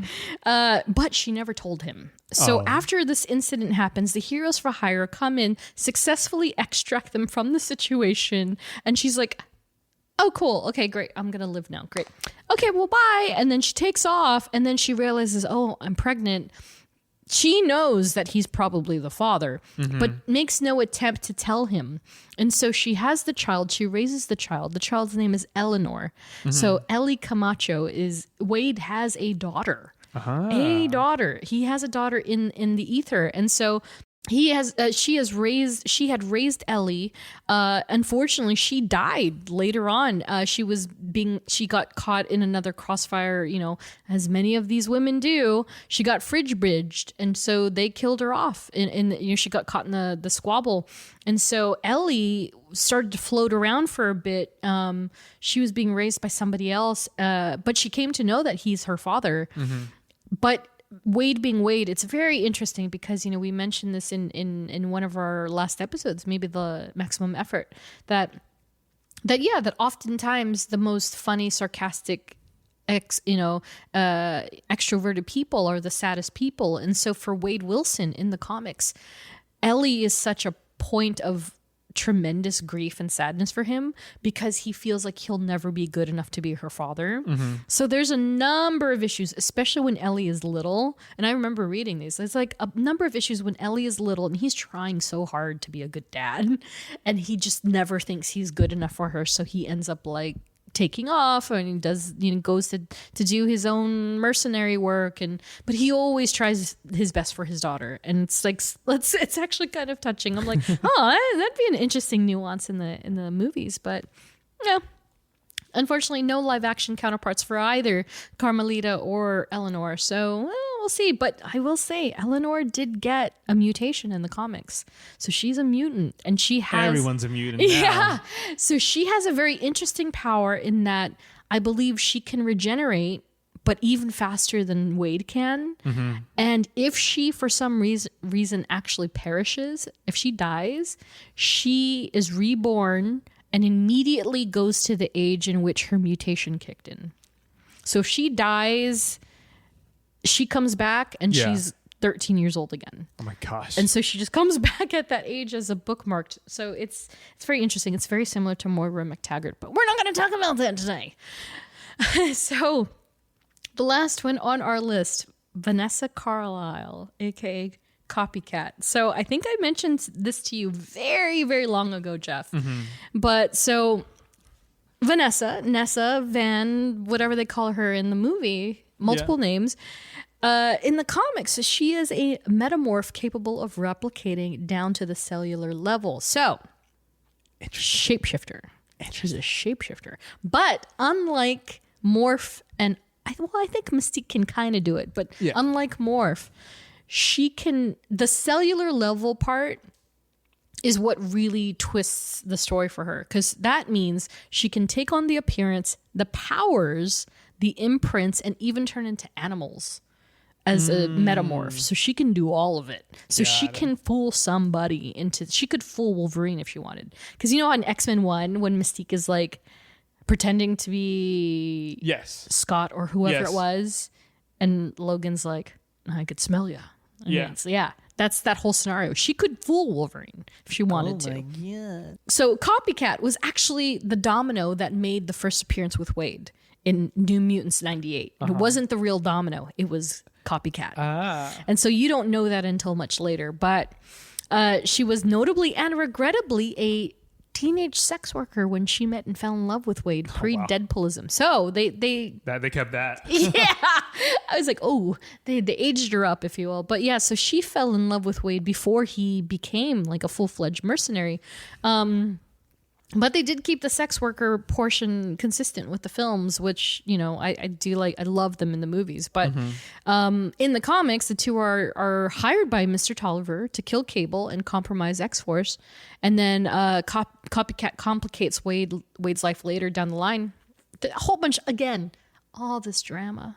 So much drama. We love that. Yeah, we love the drama. And of course, it doesn't help that she's a shapeshifter. So, and so, as the most recent sighting of Copycat, so it was after a battle against Sabretooth. She nearly died, but was saved by a transfer of Wade's healing blood. So this is something of a power of his that, much like how he received the healing factor, if he transfuses his blood into somebody else, they get the regenerative power. Oh, wow. I don't know if it's temporary or permanent or what have you, but he gave it to Vanessa as she was dying, and then she healed and she took on a life of her own as an unsuspecting chimichanga stand owner. Wow. Yeah, so she's Chimichangas. somewhere. She's somewhere. By the way, That's a great time to mention. Wade actually does not like chimichangas in the comics. He does not like them at all. Well, He what's just the obsession with it? he just likes the word. Got it. He likes chimichanga. yeah. Chimichanga. So Chimi they're also chimi. pretty good. He Heavy, but they're good. He instead loves tacos. He's a taco lover. So He loves eating tacos. yeah, he does. That'll be a good pastor taco. Die. El Beria. so yeah, he doesn't. A comic book Wade does not care for That's chimichangas, funny. but they've changed it obviously, and like now he's like, oh, chimichangas. But yeah, I mean, So it's- at Disney at Avengers Campus, yes, his holsters are I filled tr- with chimichangas yes, they instead are. of guns. And I tried the Deadpool chimichanga. Yeah. It's pretty okay. But it was funny because I made friends. When I went, I made friends with this random family, and I guess they're pass holders. And so the lady actually started talking to me because she saw that I had it. It's like this behemoth of a burrito wrapped thing with 3 slices down the middle because it's Deadpool Wolverine and it's red. Yeah. So I'd gotten halfway. And she was like, can I ask you a question? I was like, yeah. She's like, is it actually good? And I was like, you know what? I'll be honest, it is. I was like, it's delightful. And so she ended up getting it, and it wasn't spicy. Like, it wasn't too spicy. I could eat it. And that, honestly, that says a lot. Okay. You know what I mean?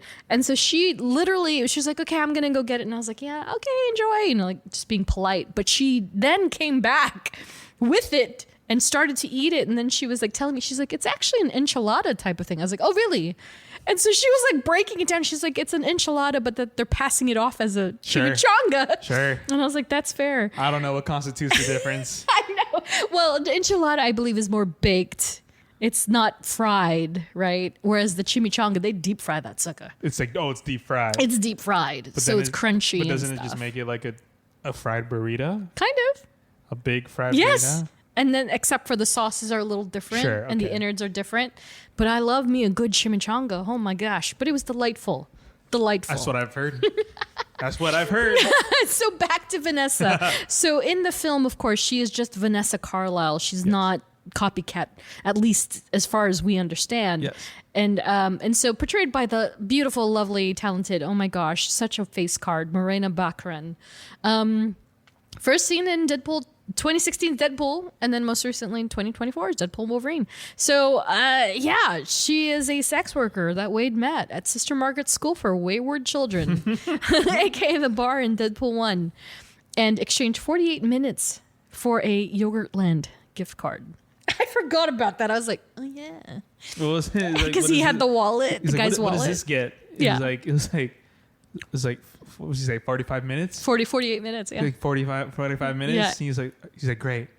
So what do we do with the remaining 43? Yeah, yeah, exactly. So funny. Absolutely loved her. And so, yeah, they become engaged in Deadpool 1, break up in Deadpool 2, rekindle at the end of Deadpool 3. Spoiler alert.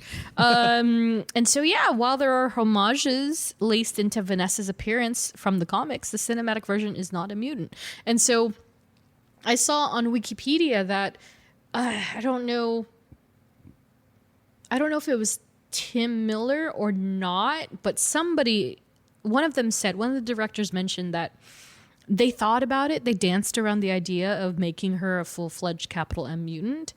But they were like, oh, we just don't want to confuse people. Yeah. So instead they just put details like in just her personality, even the dyed hair. Like that's yeah. something that Vanessa has. Like in the comics, she's very interesting looking because she is like almost albino-ish.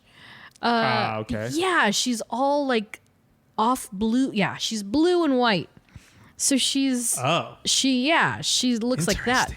So they just gave her a little strand of white in her hair in the movies to kind of like leverage, like, oh, you know, this is an Easter egg tribute. I loved her character. I thought she was great and consistent throughout all the films. Like, you know, usually the whole power struggle of the relationship and all that stuff usually bothers me. Like when they focus on it too hard. Yeah. Like, you know, to a point, I thought Jean and Wolverine were charming, but then after a while, you're just like, I get it. I'm over it. Like fine. it's fine. Like, it's just, you got it, whatever. But with them two, I was like, no, actually, it kept it compelling, and I think because she is the way that she is as a character, helped a lot with keeping her interesting. And I liked her as much as I liked Wade. Yeah. And I got mad when Wade was like being dumb. And I felt bad for Wade when she was no longer with him, you know, and that she wanted something normal. And I was like, yeah, actually. That makes sense. Yeah, she's great. Oh, and like very quickly, the whole reason why I mentioned Sister Margaret's School for Wayward Children. So I think I mentioned this to you in passing, and I'm going to repost the pictures on the podcast Instagram. But they had, when Deadpool 1 came out, they had a pop-up bar in LA, in downtown LA, that was Sister Margaret's School for Wayward Children. From the sign outside to the interior, the entire thing was dressed. Like that bar. It was the bar. And that's why I have that thing on the back of my bathroom door. The little Deadpool sign. Yeah. That's like the restroom buddy. I stole that from the bar, but it was so cool. It was dressed up, and they had like Colossus's face on the dartboard.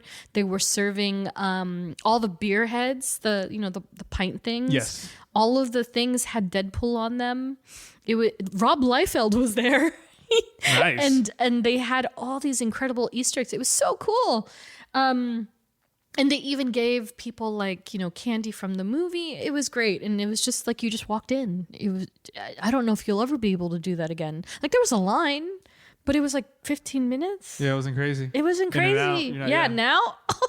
It would have. Oh my God. Like, do we need to revisit the debacle of San Diego Comic-Con? It would have been a whole day's affair. Oh, absolutely. So yeah.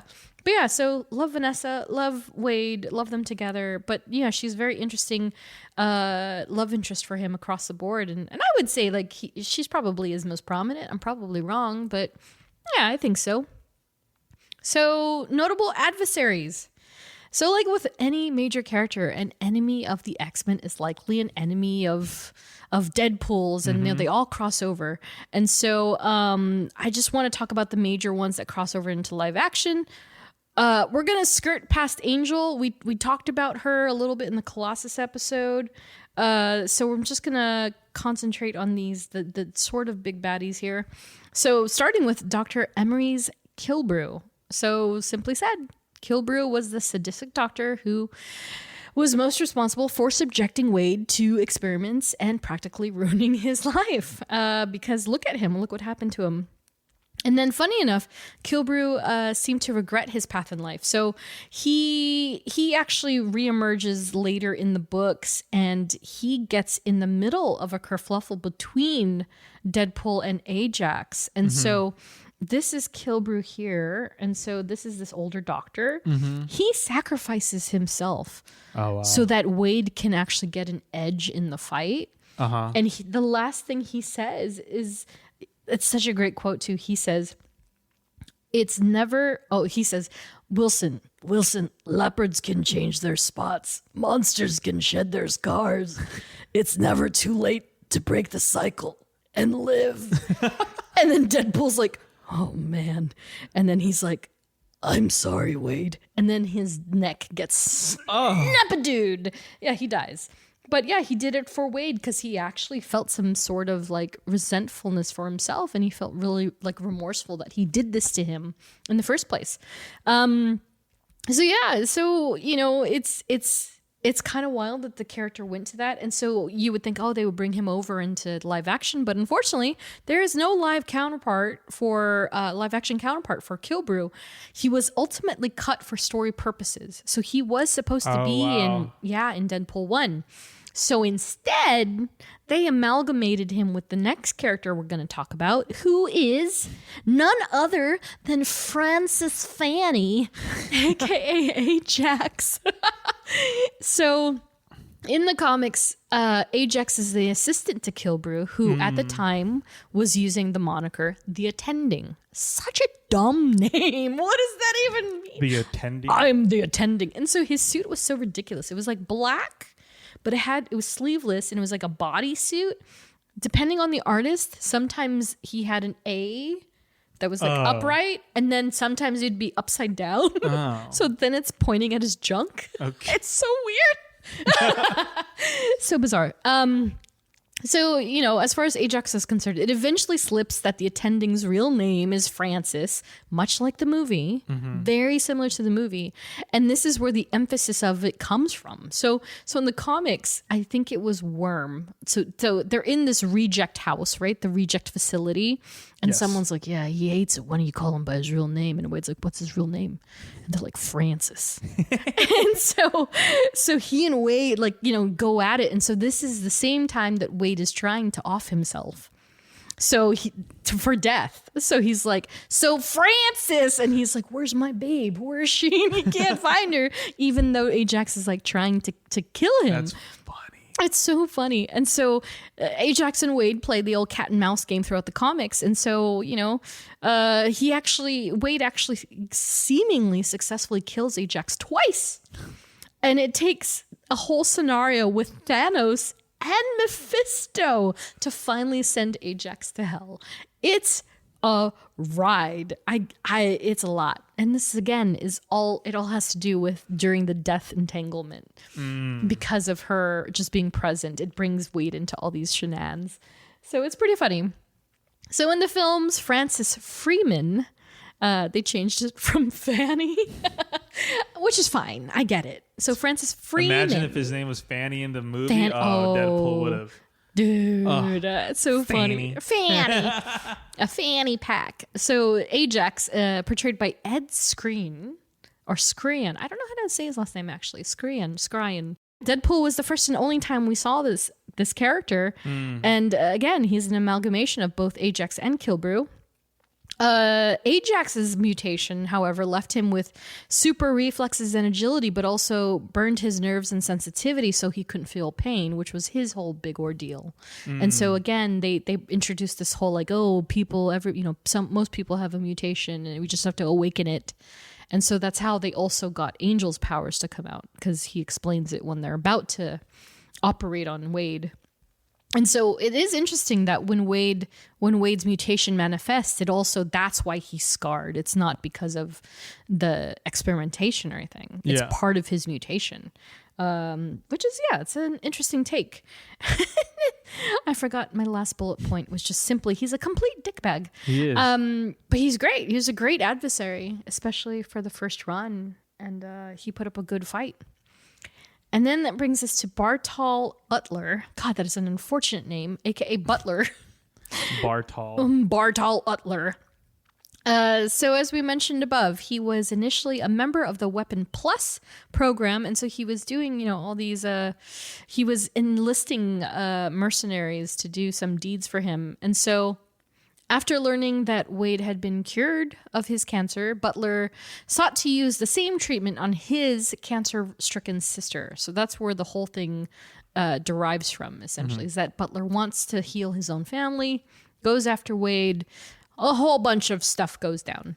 And Butler abducts Wade. There's like a really common thread of Wade getting abducted or kidnapped. It's actually kind of funny. I don't know why or how this happens. I know. It's so funny. And so Butler abducts Wade, and during one of these scenarios, he attempted to replicate the healing factor success, and even successfully abducted Wolverine and Captain America in the process. And so this is in a whole, it's notably one of the best story arcs for Deadpool, especially with other characters. And this is called the Good, Bad, and Ugly arc. And it's actually written by Jerry Duggan, one of my favorite writers, as well as Brian Posehn, and art by my friend Declan Shelby, who created Mr. Knight. So their arc is so iconic. And by the way, he's selling the original art right now if you want to get some. There's some that are left over. Yeah, it's great. Really great story. And so, between Butler and Deadpool in particular, these two have some deep-seated issues, even stemming into Carmelita and Eleanor. So Utler was the one that kidnapped Eleanor after Carmelita died, and he gave Eleanor to his brother to raise. So she had this weird person, Joshua, raising her like she was his kid for the longest time, until she realized, oh, my dad is Wade Wilson. Got it. So And last bullet point, Wade eventually kills him. I'm not surprised. That is his child. Of course he would. So yeah, there's no live action counterpart. I mean, I could see Ryan Reynolds doing at least a movie 2 more easily. He might even do it till he's 90. Either one more movie, Yeah. or just cameo Cameos, whenever you can. Yeah, but I feel like if he were to do a proper movie, he might go there. Like he might go there and do this whole thing with Utler and Ellie. But I don't know. Maybe It's we'll hard find to out. top Yeah, Wolverine. it's really hard to top. Yeah, especially now. So next on the list, we talked about him a little bit in our Cable episode. Russell Rusty Collins, aka Fire Fist. Fire Fist. So yeah, again, he's mostly not a bad guy in the comics. So these two also have absolutely nothing to do with each other in the comics. So he's purely in the films as a B-side character. Again, portrayed by Julian Dennison, and as an adult by Sala Baker. First and last seen in 2018's Deadpool 2, directed by David Leitch. And so, yeah, nothing. I mean, like he ultimately serves as Wade's purpose in life to help him get through all his woes. But yeah, that's about it as far as that's concerned. It is so interesting that Wade almost took the back seat in his own movie a bit with the presence of Domino, Cable, and X-Force. But yeah, you know, he served his role and served his purpose, and that was about it. Good movie. And then there's Cassandra Nova. So these two actually surprisingly have no direct correlation in the comics whatsoever. We've also talked a little bit about Cassandra in our Professor X episode, but we'll probably talk about her on her own on somewhere down the line now that we can. Needless to say, she is very much a chaotic, insane, problematic, and aborted twin of Charles Xavier. Unfortunately. In the books. Whereas in the live action, portrayed by Emma Corrin, aka young Princess Diana of The Crown. Yeah. So crazy. First and last seen in 2024's Deadpool Wolverine. My favorite line that essentially sums up Cassandra is when Wade says, "Why are you like this?" And she just laughs and goes, "I wish I knew." I was like, oh my God, that's the character. She has no idea why she's so bad. The other line when she's talking to Pyro, where Pyro's like, he's like, no, don't, you don't have to put your fingers on my head. Yeah. Just ask. Yeah. She was like, oh. Yeah, she's like, I guess I can just ask. Would she say hands away or Yeah. hands in pockets or whatever she says? So good. Yeah, you know, I never would have expected Emma Corrin or someone like Emma Corrin to portray a character this like deeply seated with problems.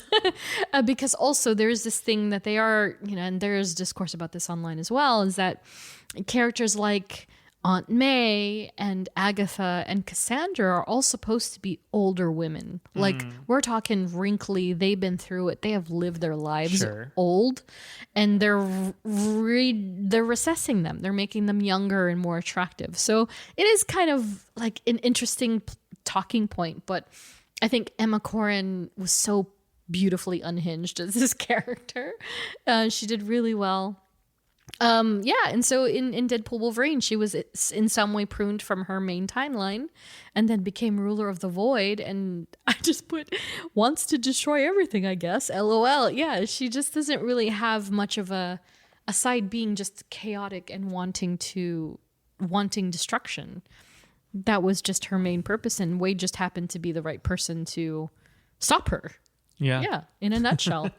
So speaking of the Void, do you have a favorite character in the Void? Chris Evans, man. Yeah? Johnny Storm. Yeah, I was dude. like, oh my God, he's back. I know, like, again, like I feel like I personally never talk about it nearly as much as I want to because everybody's like, oh, Gambit. And so I'd rather talk about Johnny because he's so great. I was very surprised at like how much screen time. Gosh, how much do you think he got for that movie? Do you think it's nothing online? less than $1 million? No way. Easily over $1 million. With that much dialogue, which is kind of insane to say because $1 million for about 5 minutes of screen time, total screen time. Yeah. I would say. Yeah. So. Yeah, I don't know if we'll ever know. there, it's up. What's the I reported found number? it. Oh my god. What's the reported number? Oh my god. 20? Do you want to? No, not quite. But wow. 15? $15 million. Chris Evans made $15 million to come back as Johnny Storm. Oh my gosh. I mean, the reactions in the theater, you would think that it's worth it. The value of that, no, deserved. Because I said it before too. I was like, oh, I wish he would come back as Johnny Storm just one more time. Oh my and then God, he's gonna say it. Say what? Avengers Flame On! I'm sorry, what? So good. Well, and also just like... But I also love that Deadpool can distinguish, like, yes, oh my God, who is who? It's Captain America. Yes, it's Captain America.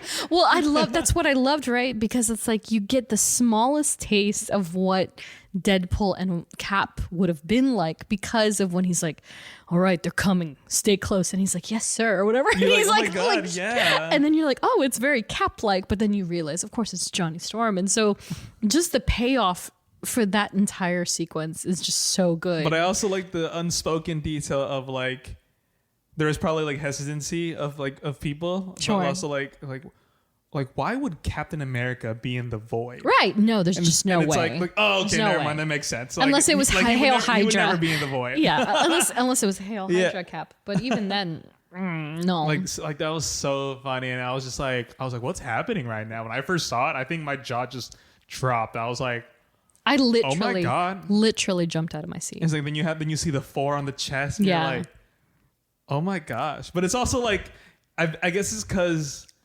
he's not like bald. Yeah. It's like that's just Chris Evans. It's Chris Evans. just- It's Chris Evans and a Fantastic Four outfit. yeah. Yeah. But I get it. in like a militarized like, Sure. like Well, they probably, even said it to him. They're like, hey, we would really love for you to be, it'll only be 4 days. You don't have to shave your head. Like, yeah. honestly, And so I think he's that like, was- cool. I think that was like less than 4 days. Oh, of shooting probably. for It's him. probably 2 days. Easy. Yeah. Yeah. I just, yikes. Yeah. I think he was my favorite, to be honest. And it's hard because they're stacked up. They're all stacked up, like fantastic.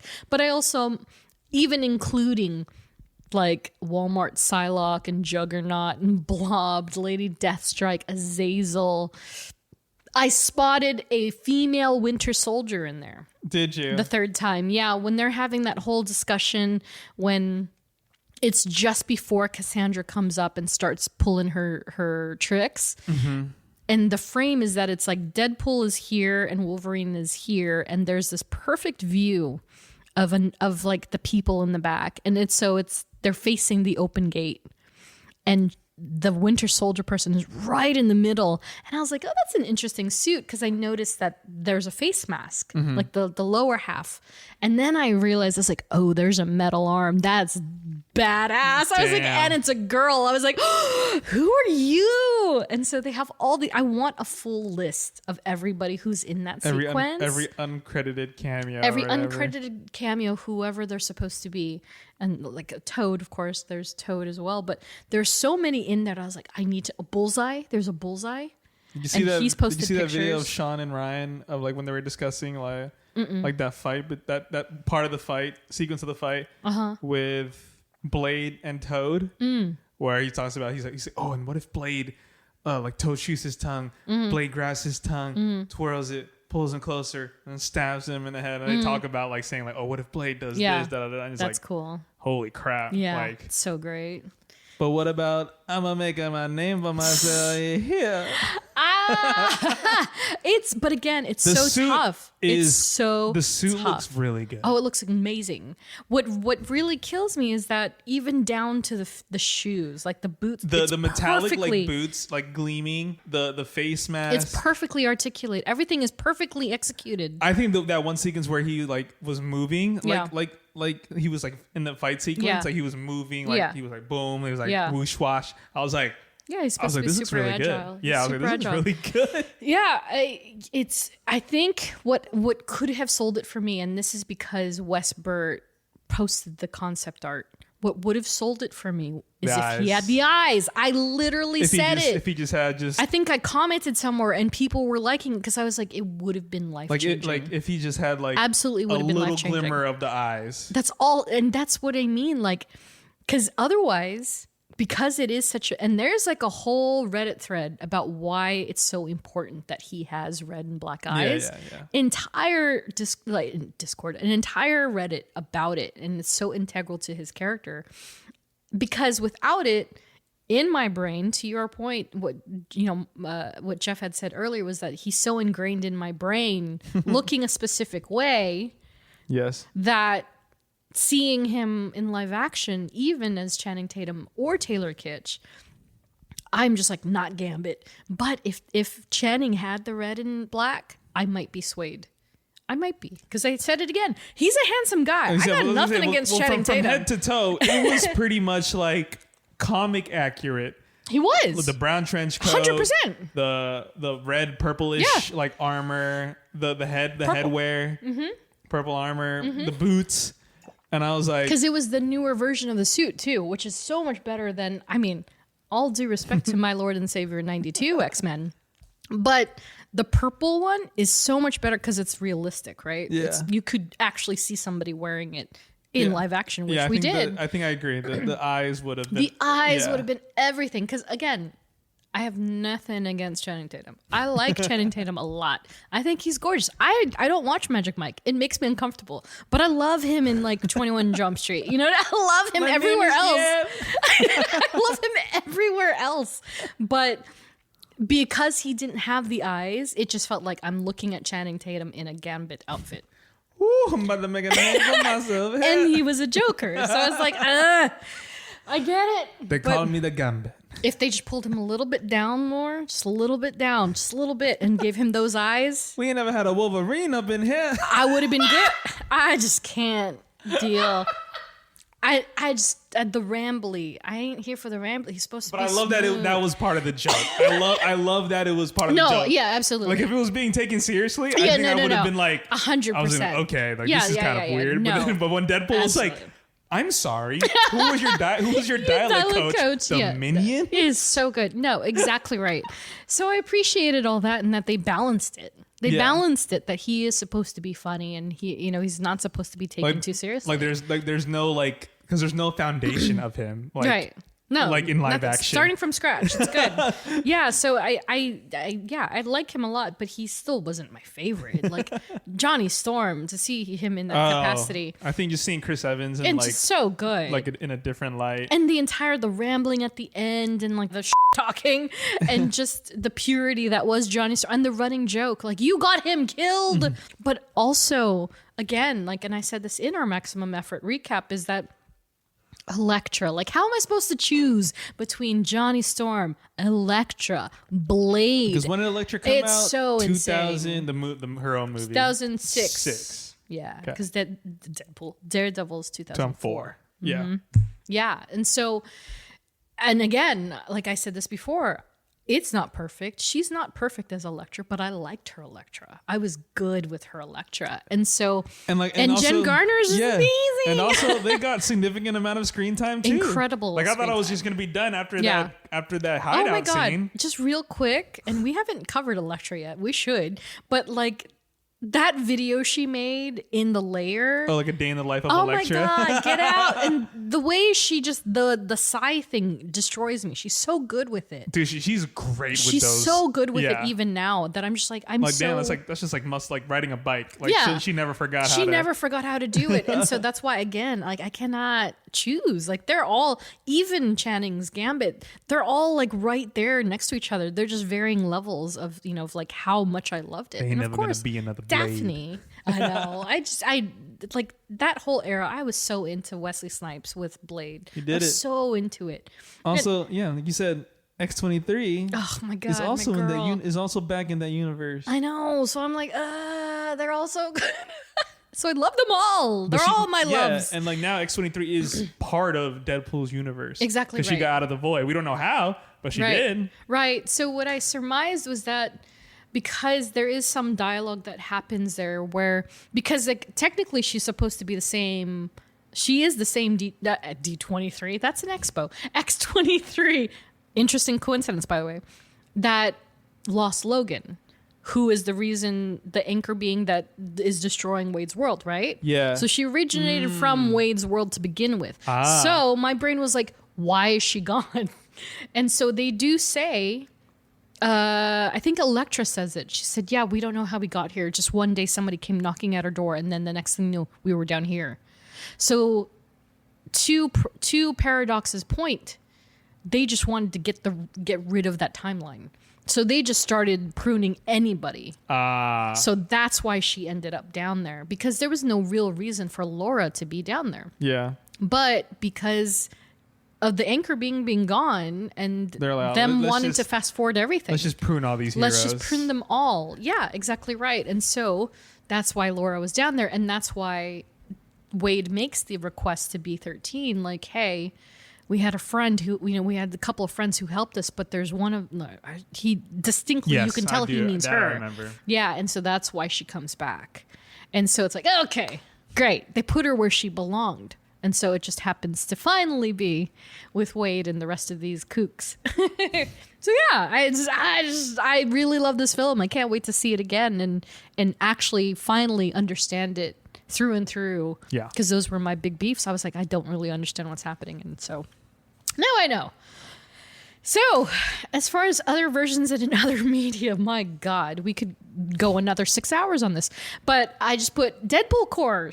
Need we say more? So very quickly, like there are, again, we've talked about this in multiple episodes. There are variants upon variants upon variants because it is a multiversal escape. So in the movie, they actually they cover them quite well with Ryan Reynolds' fake twin, Gordon, credited for Nice Pool. Then there's Blake Lively, who voices Lady Pool, Inez Reynolds, who portrays Kid Pool, Olin Reynolds, who plays Baby Pool. So I did say in Maximum Effort that I didn't think they had any boys, but yeah, the baby, the new baby is a boy.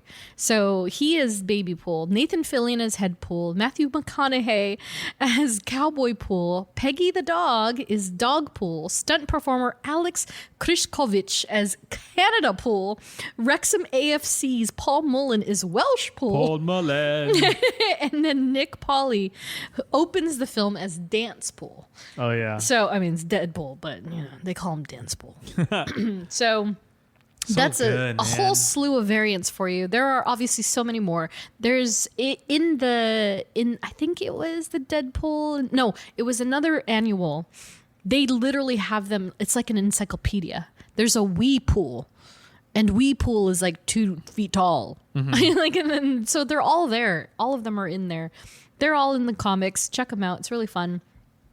As for video games, a video game was released. I've talked about this a few times before. A video game was released in 2013 ahead of the movie available. Yeah. Yeah. I get that recommended to me all the do time. you? On TikTok. It's like Oh, and clips TikTok. from the video game. Yeah. Well, because it was available on a multitude of platforms, PS4 and back, but Activision lost the publishing rights to Marvel characters the following year. So the game has been deactivated for the last 10 years.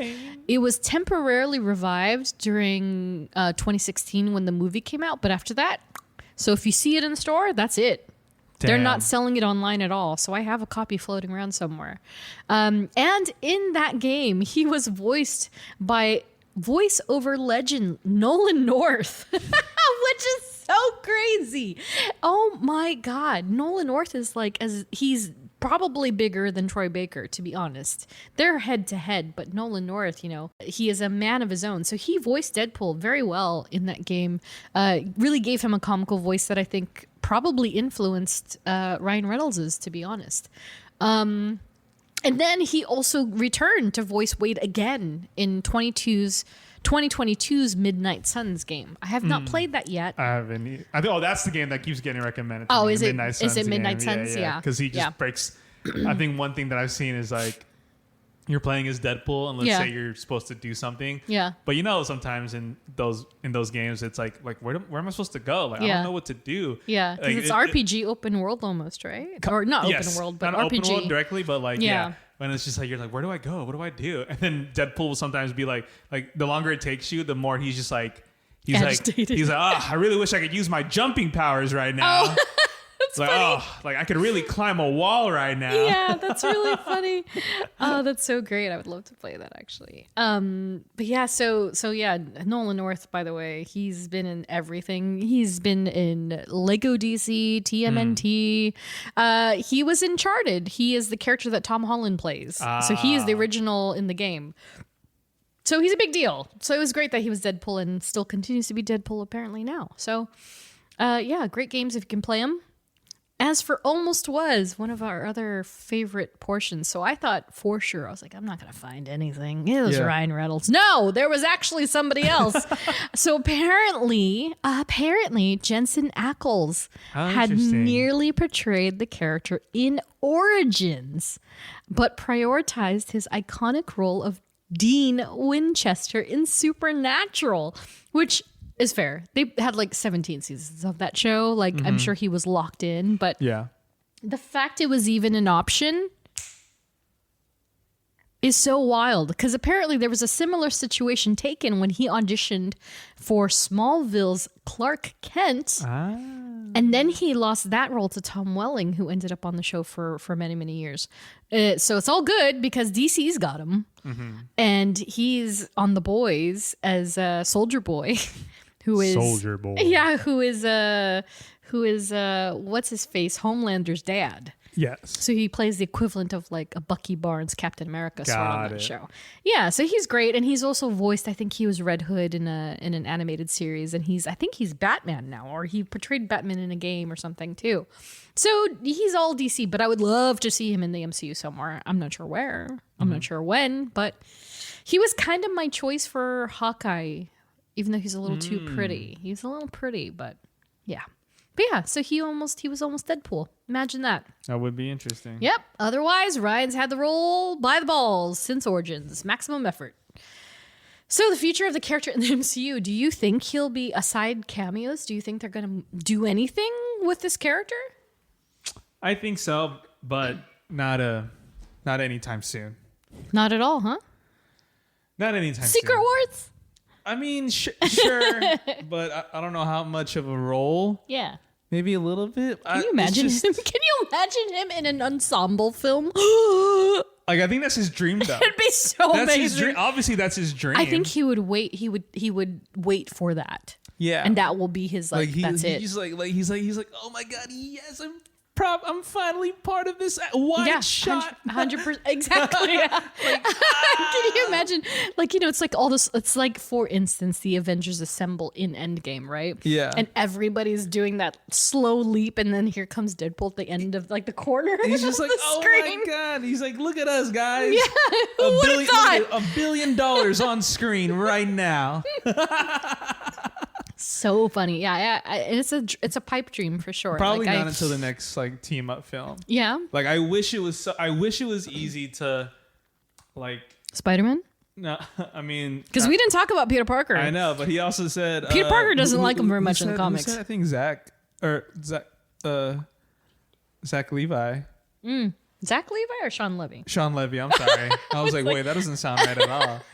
One's Shazam? horrible. Yeah, I was like, one's horrible. Sean Levy said that he's like who's someone you would want to like Work with? he's like, oh, I really want to see Spider-Man and Deadpool, and I was like, Yeah. these are teasing Team Red so freaking bad. If anyone can 'cause they make it talked happen. they talked about Spider-Man and Daredevil.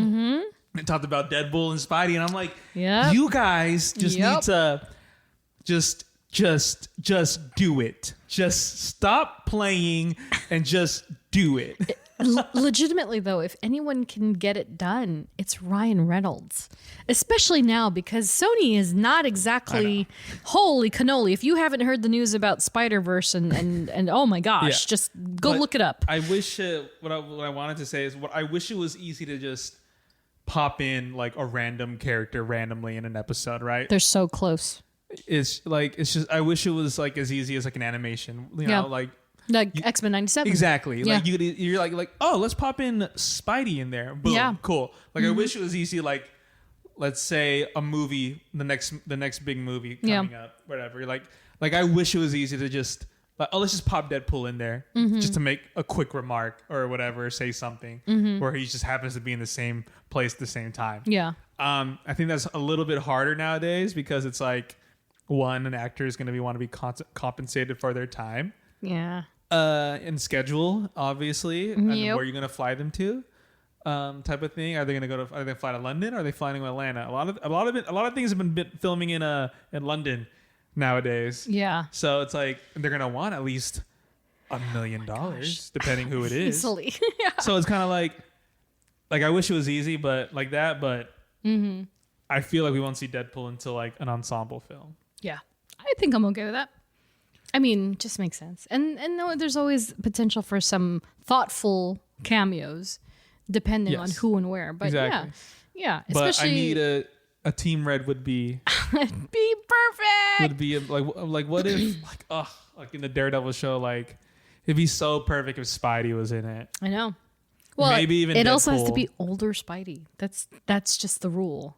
It can't be the fumbling, like stuttering, like, oh, I'm sorry. Like, it can't be that one. He has to be a man. I mean, it's still. Like I mean, I've at the end of the day, that's requested. still his lawyer. Well, I don't know about now because no one knows he exists No anymore. one knows but he exists. Yeah. Sure. Yeah. Sure. But yeah, an adult Spider-Man with Daredevil and Deadpool. It'll happen. Holy crap.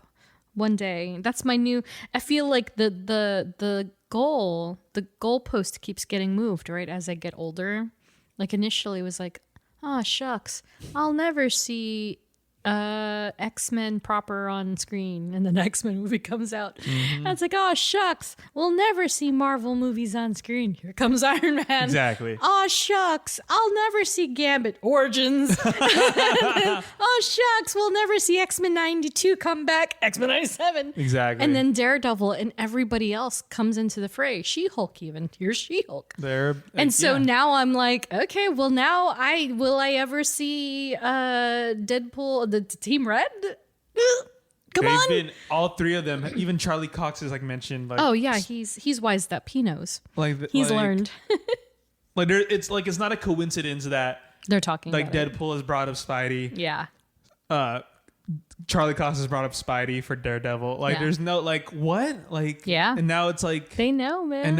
and honestly, if you think about it, like those three characters as of right now in the MCU, they're like three of the most popular Oh yeah. characters. Like Charlie Cox playing Daredevil, playing Deadpool, Yep. and then Tom Holland's MCU Spider-Man. Like, I'm going to go the extra mile and say Tom Holland might even be the least popular of the three right now, which is kind of crazy. It's up for debate. It's so crazy. Like, for sure. I never in my million years would have thought that Daredevil would be where he is now, but I'm so glad because he deserves to be. It's such a great character. But yeah, I don't know. I hope we see him, and I hope that again it's thoughtful, and I think Ryan is to the point where he will not do it if it doesn't make sense. Yes. And he will make it make sense. You know? You know what's crazy? Team Red is more possible than Stiltman. How dare you?